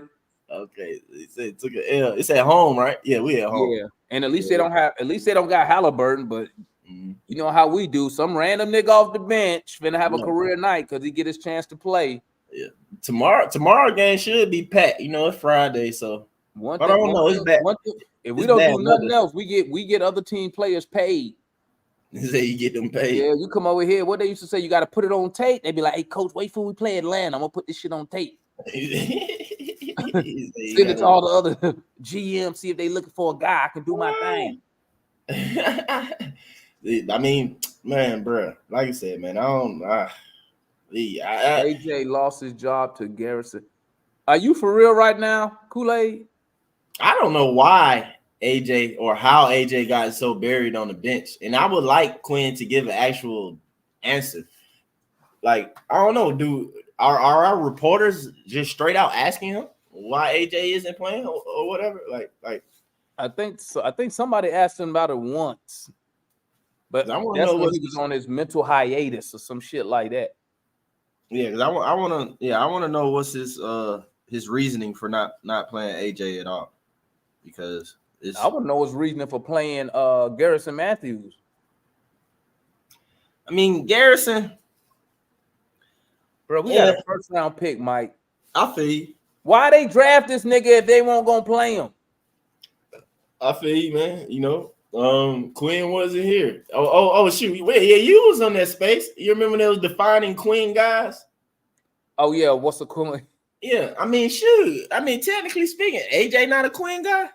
I guess I don't know. He don't fit that. I don't know what a Quinn guy is, but Foot. I don't know. Foot was good. Foot was like, hold up.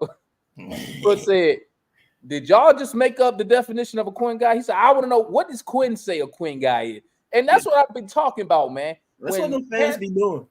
Yeah, when they just come in and they be lying. They just make shit up, bro. Like they will just make it up. My favorite one is, "Hey man, we playing Clint Capella to showcase him." Get the what? What? We played Clint to showcase him. What? I said, bro, Clint Capella been in the league almost 10 years. Everybody knows what he does. Mm-hmm. Him playing it don't show you nothing you don't already know. Bro, the fact that he has no value though is aggravating. They really say he has no value. Bro, we re-signed that dude before he had to get signed, man. I said that before you came up here. Why do we sign dude? We extend dudes for no reason at all. You didn't have to. You still had another year left, and you resigned them. Why? Same thing for Hunter. We resigned him. I think we had resigned him, and it had made us not be able to trade him when Sabonis had came available. I like, boy, you need to make a package. Yes, because we couldn't trade him until we couldn't trade him until January. We couldn't do nothing. Like, bro, this shit crazy, but that shit be funny. I'm like, bro, y'all just be making shit up. But that was a good one with Foot. Foot was like, nah, what did Quinn say a Quinn guy is? Yeah, did they start? The dude had no answer, man. They started getting upset about that. Yeah, he was like, because what did he say? He said something like his track record. And then somebody said something about Wells. They named one of them guys on Utah. They was like, is he a Quinn guy? They were like, nah. They were like, then, like, bro. And man, then you can't have a track record, bro, when you only been in one place. Like that's what I was trying to ask him too. Is like, how is it a track record? Like he's been in just multiple areas, or you saw multiple like eras or multiple teams of Utah come on. Like, bro, he was there for like one team go, and that's it. Hold up, this is my favorite one. Yeah, thank you, Trouble, bro. This is my favorite one right here, Mike. We traded for Murray just to flip him. Just to flip Murray. You heard that? Hawks fans, y'all should have caught that. All right. I think DeMond caught it. He a real Hawks fan. And the rest of y'all ain't catch it. Y'all ain't no real Hawks fan. That man told me, bro. I went back and forth on Twitter, man. He said, yeah, we only got him just to trade. I said, we spent 3 fucking picks to get a guy to flip him. Does that make any sense? Why would you do that? They say, hey, I'm with Steven. Hey, bring Flip Murray back then, man. You know what I'm saying? Bring Flip back. What's Hey, his real Flip name? was a Ronald? bucket off that bench, bro. Yeah, he was a bucket. Flip was a bucket. Flip was Jamal Crawford for us before we got Jamal Crawford. Like, bro, does anybody be like when cats be saying, listen, Mike, I be telling cats like this. Also, something I was going back and forth with one dude on Twitter. This nigga told me, you must not watch the game. I was like, what? I was like, I know you ain't talking to me. Motherfucker, I'm watching every game. What the fuck is you talking about? I don't watch the game. Yeah, I heard that part there. Man, listen to me. This should be hilarious. Like when they be telling me this shit, I be like, these dudes really actually believe this shit. I'm telling you, bro. Like, I mean, I know we kind of going off a little bit, but this is not everybody. This is not everybody under the age of 30. But a lot of these fans' comments and stuff, bro, I can automatically tell like around the age they may be by what they're saying. I was like, bro, he got to be under 30. 30 is like that marker for me, bro. I'm like, but he got to be under 30, either under 30 or new to being a Hawks fan, because ain't no way you talking all this year time type stuff. Like, bro, don't you know when? You know what I'm saying, bro? We done spent plenty of time. Ain't nobody trying to hear that crap.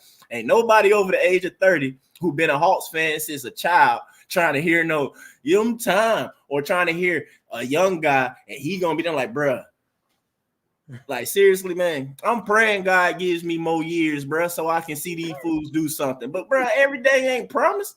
Next season ain't promised. You feel me?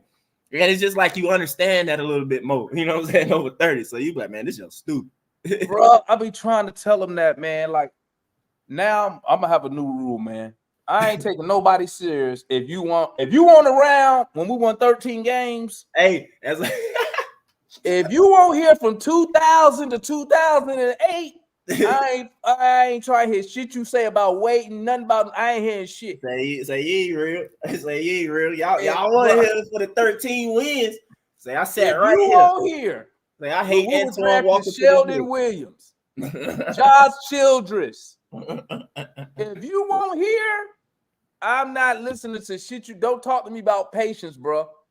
Don't talk to me about patience. Now, if you was here for those hard days, then I'll listen to you. I'll be like, okay, maybe I can get like you. But if you won't hear for that, bro, no, I ain't trying to hear no shit about time, nothing. Shout out J.R. Ryder, man.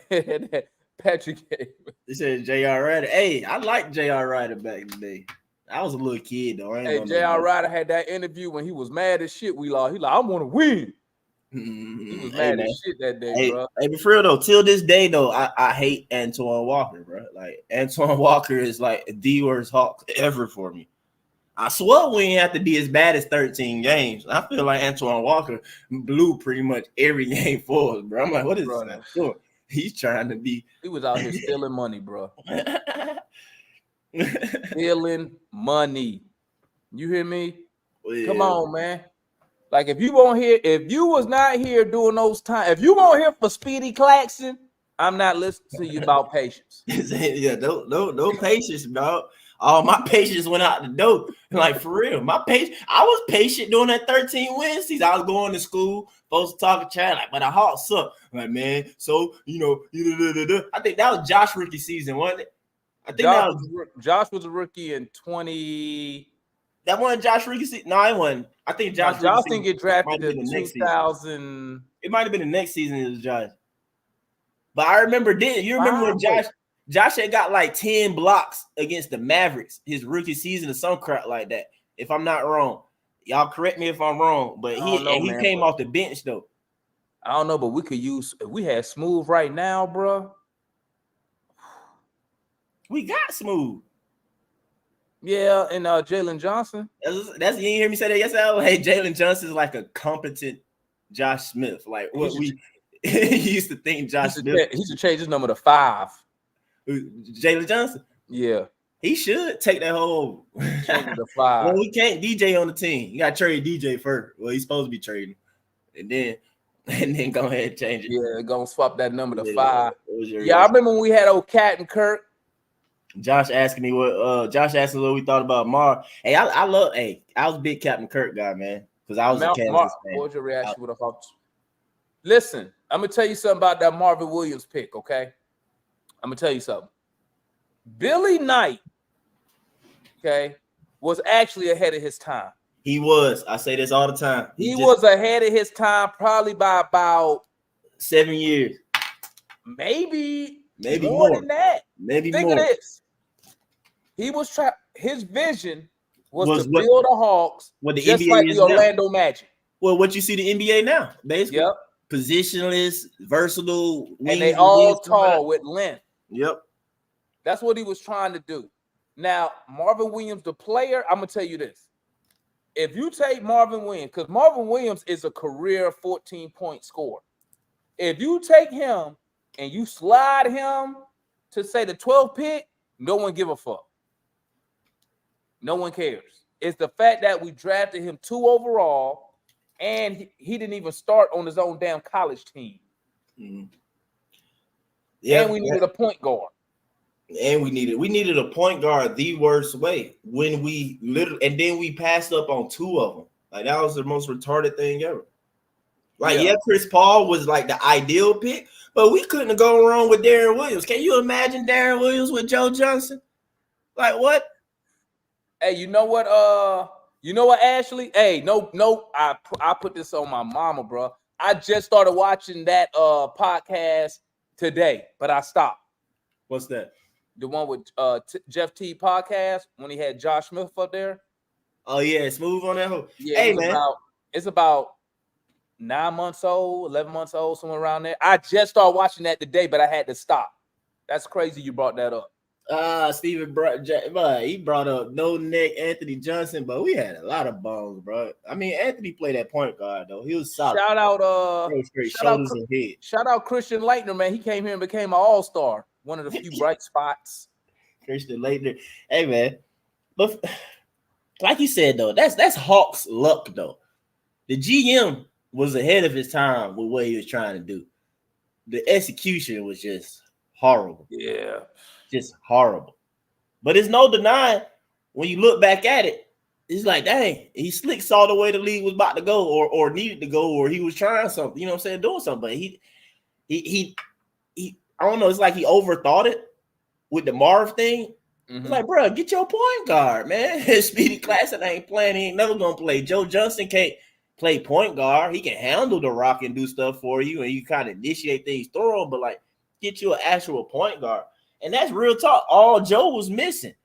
I mean, Mike Bibby came, but like Mike Bibby was broken and old. I used to call him parentheses. You know what I'm saying? Because that's the way his legs were when he ran. Bruh, ran? I ain't never seen Bibby run. Well, you mean when he scooted. When he skipped down the court. I was like, what the hell? I was like, man, we always get these. Hey, I was like, we always getting these niggas on their last leg, bro. Well, like we got a nigga who couldn't even walk. Hey, but for real though, we wouldn't have made the playoffs on their last leg. You gotta. We wouldn't have made the playoffs that year though if we didn't trade for Bibby. Yeah, Bibby did his thing, man. He did his thing, man. I don't know. Question though, this is sad. Is the Mike Bibby trade at the deadline the best and biggest Hawks move at the deadline? Chat, y'all let me know. It's sad if it is, but I'm thinking it is. A slick thinking it is. That, or I could say it's not a player, but I mean, we fired Lloyd Pierce at the deadline in the Black History Month. And then we wind up going to these coaches. I mean, that might be the best decision. And that we just let me see who completely wiped out. Because usually by the time we get to the deadline, we out of everything. So we was out of it then. That Bibby move got us to that AFC, bro. That got us into the playoffs. Bibby coming and running the point for us got us into the AFC. If I remember correctly, we made the playoffs that year with a losing record. We was like something like 39-43 or something like that. It was something. We might have been bad like that because the East. The East was. Oh, we got Lou Will at the deadline. We got Lou Will at the deadline. Yeah, I don't remember. What about when did we get Jamal Crawford? Did we get him at the deadline? Oh, we got him in the offseason. I can't even remember. Bro. Man, Ashley got jokes. We talking about impactful for us, not most impactful to like the league and another team. because yes, we did help Detroit that year. Yeah, we help a lot. We help a lot of teams. Everybody leave here and get better. Jason Terry. We got Mutombo at the deadline. Mid-season Mutombo was a trade. No, Mutombo was free agent. Okay. Kool-Aid that dropped that. I think I'm gonna have to Google that. You got me Googling that. Hold on. Okay, I said Kool-Aid just dropped it. But I'm just trying to think. I'm thinking like in the season deadline move. Like I'm thinking Mike Bibby was the best one. Man, y'all stop with the jokes, Crumb. Ain't come with Carmelo Anthony, man. Like, no. Y'all I'm trying to. I got the bun thinking. Ain't nobody gonna come up with a better one. They talking about. I mean, I was slick out when we got Bibby though. Yep. We signed him as a free agent in '96. Yeah. Who, Mutombo? Mutombo is a free agent. Okay. Check out Garza on the Timberwolves. I haven't seen him this season, but I know of Garza, and I'm jealous of the Timberwolves just having like all these bigs when my Hawks, my franchise, seem to act like they can't find nobody 7 feet. And here I am talking shit about the Timberwolves when they traded for Gobert. Now they at the top of the West. Yeah, that's what I'm saying, bro. Like a lot of people was going to like. If everybody was claiming, oh, give DJ and Trey time, nigga, give Cat and Gobert them time to figure it out. You know what I'm saying? And then to go. And Cat's versatile, man. He can actually shoot the threes. He can actually put the ball on the floor. So it can work. And you see it working. You know what I'm saying? Like Rudy just be that defensive anchor that he is. And then, of course, Ant keep going up a level. What's good, White Mike? Yeah, Josh. Shit, Steve Smith was cold when he got. Steve Smith. Hell yeah, man. One of the best players below the rim you'll ever see. Hey man, y'all already know my last name Smith. So your boy used to write Smitty on my shoes, on my kicks back in the day and stuff like that. Used to write Smitty on the mode. I hooped in. But Steve Smith was everything. That was my favorite player on that team. Was Steve Smith. Yeah, Steve Smith, Grant Long. Mookie. Yep. Mookie. Hindu was with Steve Smith, right? Yeah, 90s. He said Hindu was on that squad. 90s. Wasn't he? Yeah, Hindu was on that squad. You know who would be good on this current team right now, bro? Old Hawk. Abdul Rahim. Sharif was another one of my faves. I learned a lot from watching now, bro. I learned how to post up basically from Sharif from watching. You had him right now. I learned my little post moves and hook shot and stuff like that from watching Sharif. For watching Sharif. Sharif, I rock with Sharif, man. Sharif right now, Millsap right now, Joe Johnson, of course, right now. Heck, Steve Smith right now. Along the line, man, it's a lot of guys like right now that. I mean, that's Hawks look. I mean, if you throw Trey with Joe and that team back then, like, bro, we going stupid. Trey, Joe, Josh, Al, you know what I'm saying? Marvin Williams too. What? And them guys play defense unlike these niggas. You know what I'm saying? Like Trey would have had a bunch of defenders around him. I mean, we can't do that, but like that's the type of squad that needed to be around Trey right now, even though they kept getting blown out in the second rounds and crap like that team, but like put them with a Trey. Like, yeah, man. That Abdul Rahim right now with, oh my God, you'll have Jalen Johnson, Abdul Rahim, put a random nigga at the 3, Trey. Man, you could go, ooh. Hey, Steven, you ain't like Hindu game? Maybe because I was young, you know what I'm saying? Alan Henderson? Yeah.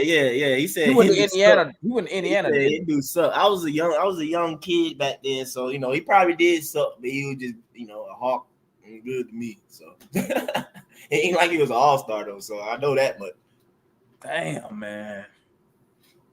But you know what? When I'm thinking about those teams, man, like in the late 90s, the 08 team, the 15 team, like those dudes, like you said, they put forth. You know what? Now that I'm thinking about it, the biggest difference between all those teams and what we got now, they was way older. 08 had a bunch of vets. The 15 team, bunch of vets. Oh wait, well they were they had had the good mix, but yeah we had The only rookie we had was Al Horford.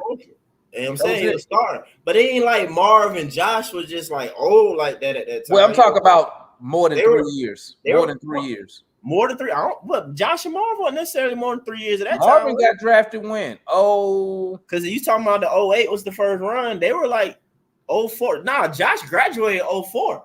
Josh and Dwight them a year ahead of me. So Josh had 3 years by then. He had more than 3 years. Well, that's what I'm saying at the most. And then I'm saying, but that's what I'm saying. Like I feel like that team was a good little mix. You know what I'm saying? It was a young team with some guys that been in the league and stuff like that. And Joe, and then we had got Bibby to come in. I mean, shoot, you even had a guy like Flip Murray on the bench. I can't even remember who else was on that bench though at that time. Flip Murray.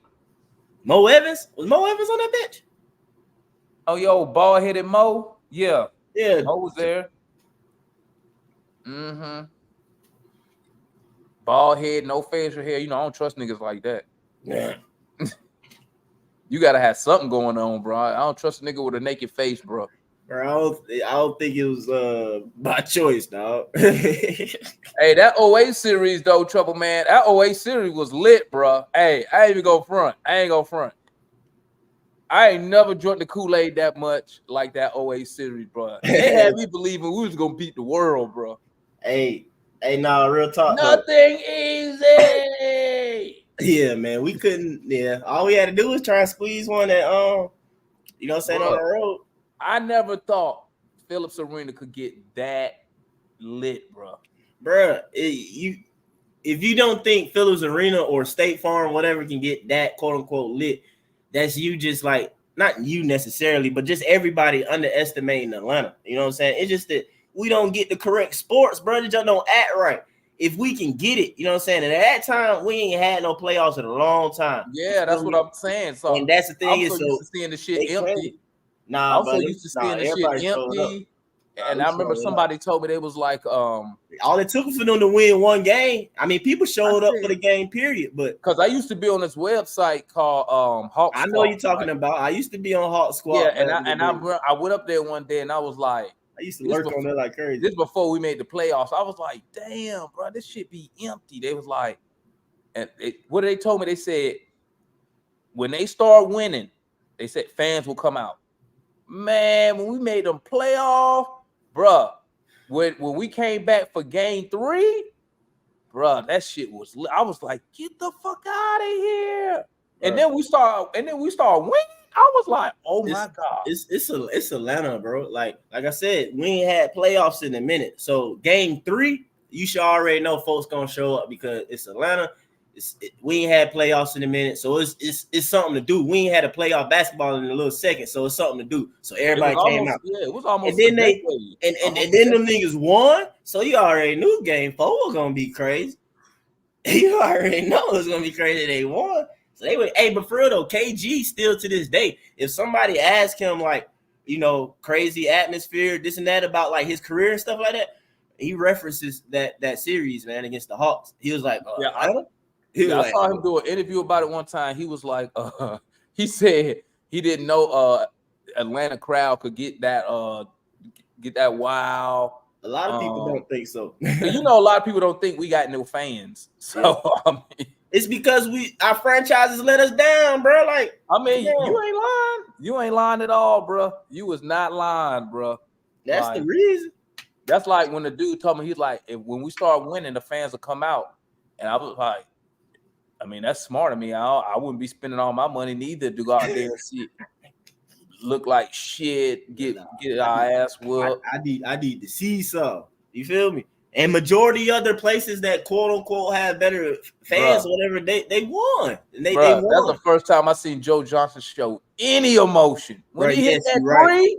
Yes, bro. That was like, yeah, we in it that day, bro. I thought Joe felt the arena. He felt them fans, bro. He felt it. Joe felt it. That was the first time. You right, hey, Mike. When he hit that 3, nigga, bro. I'm like, we going to the finals. hey, nah, ain't no lie though. Yeah, game 4, we win that one. Yeah, definitely drinking all the Kool-Aid. Bro, I was talking like, about we drinking going to the Kool-Aid now? finals? What? Because that's the number 1 seed. I was like, bro, we mess around, figure this out. Oh yeah, we winning the championship, dog. Definitely. Bro, But you nope. couldn't tell me. I ain't even gonna sit here and lie, bro. I thought we was winning that game in Boston, game 7. Yeah, man, them niggas Man, couldn't we win went on the up road there, for nothing. bro. They They ain't waste no time. They smacked us in the mouth so quick. Pop, pop. Yeah. We were down 20. I was like, damn. That was the disappointing part about that series. It's like, yeah, we won the games at home. Them 3 games at home were amazing, and we won them. But them foes got blown. They weren't close. In the other 4, they weren't close in Boston, bro.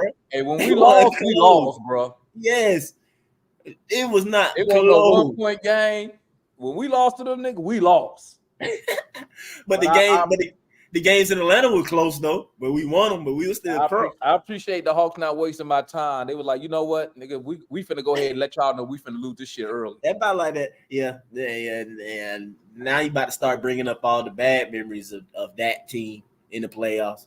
That became an every year thing. Like these niggas finna get, but they gonna lose a playoff series. Oh, they gonna lose that series, but they ain't finna be close in no game. Especially when we played Orlando before we finally beat them. But like, yeah, Dwight was just smacking us around, but we losing by an average of 25 a game, bro, in the playoffs. Like, why are we losing by so much in the playoffs? Let me tell you something, right? I'm not even from Atlanta, right? But I wanted to beat that nigga Dwight Howard so bad, bro. Like, nigga, I'm not even from Georgia, and I was mad that he wasn't a Hawk, bro. Yeah, I was mad. I'm like, this nigga from Atlanta, he not even on the Hawks, man. This some bullshit, good, bro. Man. He should force a trade. I used to be so mad at Dwight Howard, bro. I used to feel that way too. They're like, bro, he lame, bro. If I was from Atlanta, I'll fight. I'll number 1 pick. I'm like, bro, I ain't playing for nobody else but the Hawks. Hey, Mike. Until I started learning like the business side, and I was like, I see why niggas ain't coming here now. Well, yeah, I see why now. I see why. But man, listen. But when we beat the Magic that second time we played them, and we let Dwight Howard score all the points, they were like, just let this nigga score all the points. Man, listen. Say that would make you frustrated. That's what we said, man. Our under 30 fans, you know what I'm saying? We'll bring them on gradually, but they, you know, I mean, I understand them having hope. That's why we haven't been through it. We done been through it. That's why I don't have no patience when these dudes tell me about, hey, give it time, bro. I've been giving it time. We've been through it. And that's another reason too. That's another reason too why we don't give players time, GMs time, or owners time, bro. Because like when you reach a certain age, you seen more than me. He in the chat, the homie Stephen Patrick, foot unseen more than me. Like, bro, you done seen more players come through. You done seen GMs come through. You ain't even seen owners come through. Ain't none of them there been a Hawks fan or pulling for the Hawks, wearing the Hawks, saying the Hawks, carrying the Hawks longer than me. You know what I'm saying? So forget all that. Because it's just going to be somebody else that come through here again anyway. So it's just always, at the end of the day, always about that brand, that name, Atlanta Hawks. Point blank, period. Everything else, bro, I don't really care about them. And I'm going to be short. I'm like, bro, y'all got a short leash, man. Hurry up. Get this going. Hey, gang, listen. Hey, we about to end the stream, man, but we still going to be chilling backstage. You going to stay on, Mike? I'm going to stay on if you'll stay on. Yeah, We're going to be chilling backstage, man, because it's garage time, man. So I'm trying to clean up my act and be sober doing the shows. My bad, man. Oh no, not y'all. I'm trying to be a good host and not be lit and all that shit doing the show, man. I know I could and whatnot. But we about to go. I'm gonna drop the link. If y'all want to come out, hang out backstage, man. We're gonna be in the garage chilling. I'm gonna do a quick shout out. So I'll do a quick shout out real quick, man. You know what I'm saying? I'd be doing the show in front of this behind me or whatever. You know, it's a painting by my late brother, man. One of his paintings, man. Just want to shout him out though. The artwork. Okay. Hey, if y'all didn't know, Mike do graphics too, man. So man. He do graphic shirts. I still wear them down. I mean, long ago about them shirts, them damn Juneteenth shirts. Man, a couple years ago. So I still be wearing them hoes, bro. That's how the quality good on it. I still be wearing them hoes. I got 4 of them hoes. But yeah, man, graphics, all things art. You know what I'm saying? Tap in with my guy Mike. And hey, he can advise you on some crypto too, man. Oh yeah, most definitely. Matter of fact, we might chop up some crypto backstage, man. If y'all want to come hang out backstage, cause y'all see that Bitcoin booming right now. Hope you got into that Bitcoin, dog. While you had a chance. What's up with y'all? The market gonna correct itself. It's gonna come back down probably in about maybe it ain't gonna get like $3,000 though. It might come down probably around never 14, 15, because people gonna sell off. 14, 15 what? It almost got this cycle like every 4 years. Yeah, but 14, 15 what? Down. You might be able to catch it at 14, 15,000. You never know. What? Stop. No. I mean, what did it just take off at? It took off from what? You ain't no 14, 19? 15. No, 19? Not no just when. It ain't been 19,000. Like, yeah, it was. It was 19,000. It came down. It was 19. Once upon a time. Not recently. Probably at least a year, man. You know me, man. All I gotta say, hey, I got mine. So I mean, I'm gonna say, you know me. You know the song is I gotta get mine. Hey man, y'all feeling still on? Man, y'all still on, bro? He said we still on. He said I was at the game. I got a little notification when I was at the game. Oh. I'm like, okay. Then I was doing something on you. That dude still on here. Yeah, let me tell you. You know what I learned, man? You know what I learned? When you up here by yourself, an hour seems like a long time. But if you get one more person, I will go by like this. Oh yeah. Damon, don't you supposed to be doing something right now, bro? Today, I'm supposed to do what? Don't you supposed to be doing something? Salute to your wife. Oh, you say he's supposed to be doing something? Oh, it's my wife's birthday. Yeah, don't you supposed to be doing something? She in DC. Oh, okay. She doing something. Gotcha. Yeah. You know, I got my youngest here, so I couldn't go. He still got to go to school. I got you. Yeah, that's how she did. Hey man, hey boy, you out punted your coverage on that one, bro. Huh? You out punted your coverage on that one. Man, you got me fucked up, bud. You got me fucked up, bro. Come on, bud. We'll talk about this offline off this stream, but come on, bro. Come on, man. You feel me? I feel you, bro. Hey, y'all come tap in with us backstage, man. Come hang out, bro. We just bullshit. Shout out to the chat, man. Since I missed y'all, I was at the Suns game. We're gonna be backstage chilling, talking shit. Come on the panel, come shoot the shit with us, man. We probably be back there for an hour. Here go I'll put the link again. Just follow the link. You ain't gotta come on the thing, man. Just come back there, hang out, and whatnot. So it's a chat there too. Yeah, it's a chat. It's a chat back there too. So hey, come hang out. Somebody asked about the giveaway, Damon. He in Toronto anyway. Oh damn! I do gotta do that giveaway. Yep. He forgot about that. I forgot about that shit. I thought you had already did it. Okay, so I guess they were right. Okay, I'm gonna do it tomorrow, man. I promise. What's up? I gotta get the random picker and shit. But I promise tomorrow I'm gonna give away doing the watch along and the post game live. I'm wrong. Giveaway. Okay. So make sure y'all tap in, man. My bad. You know what? 2024, man. I'm working on that. Procrastinate, man. I'm a bit procrastinator. I ain't gonna front. Shit. Join the club, bro. I ain't gonna front, man. If people don't remind me of shit, I be forgetting shit all the time, bro. I gotta operate off a calendar. You know, Mike, no, don't you, Mike?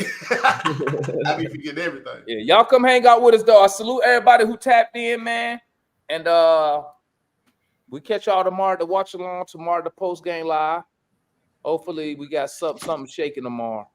So maybe we might keep our little win streak going. But that's all I got, man. I'm gonna holler at y'all. We backstage. Come hang out with us, man. Peace. Peace.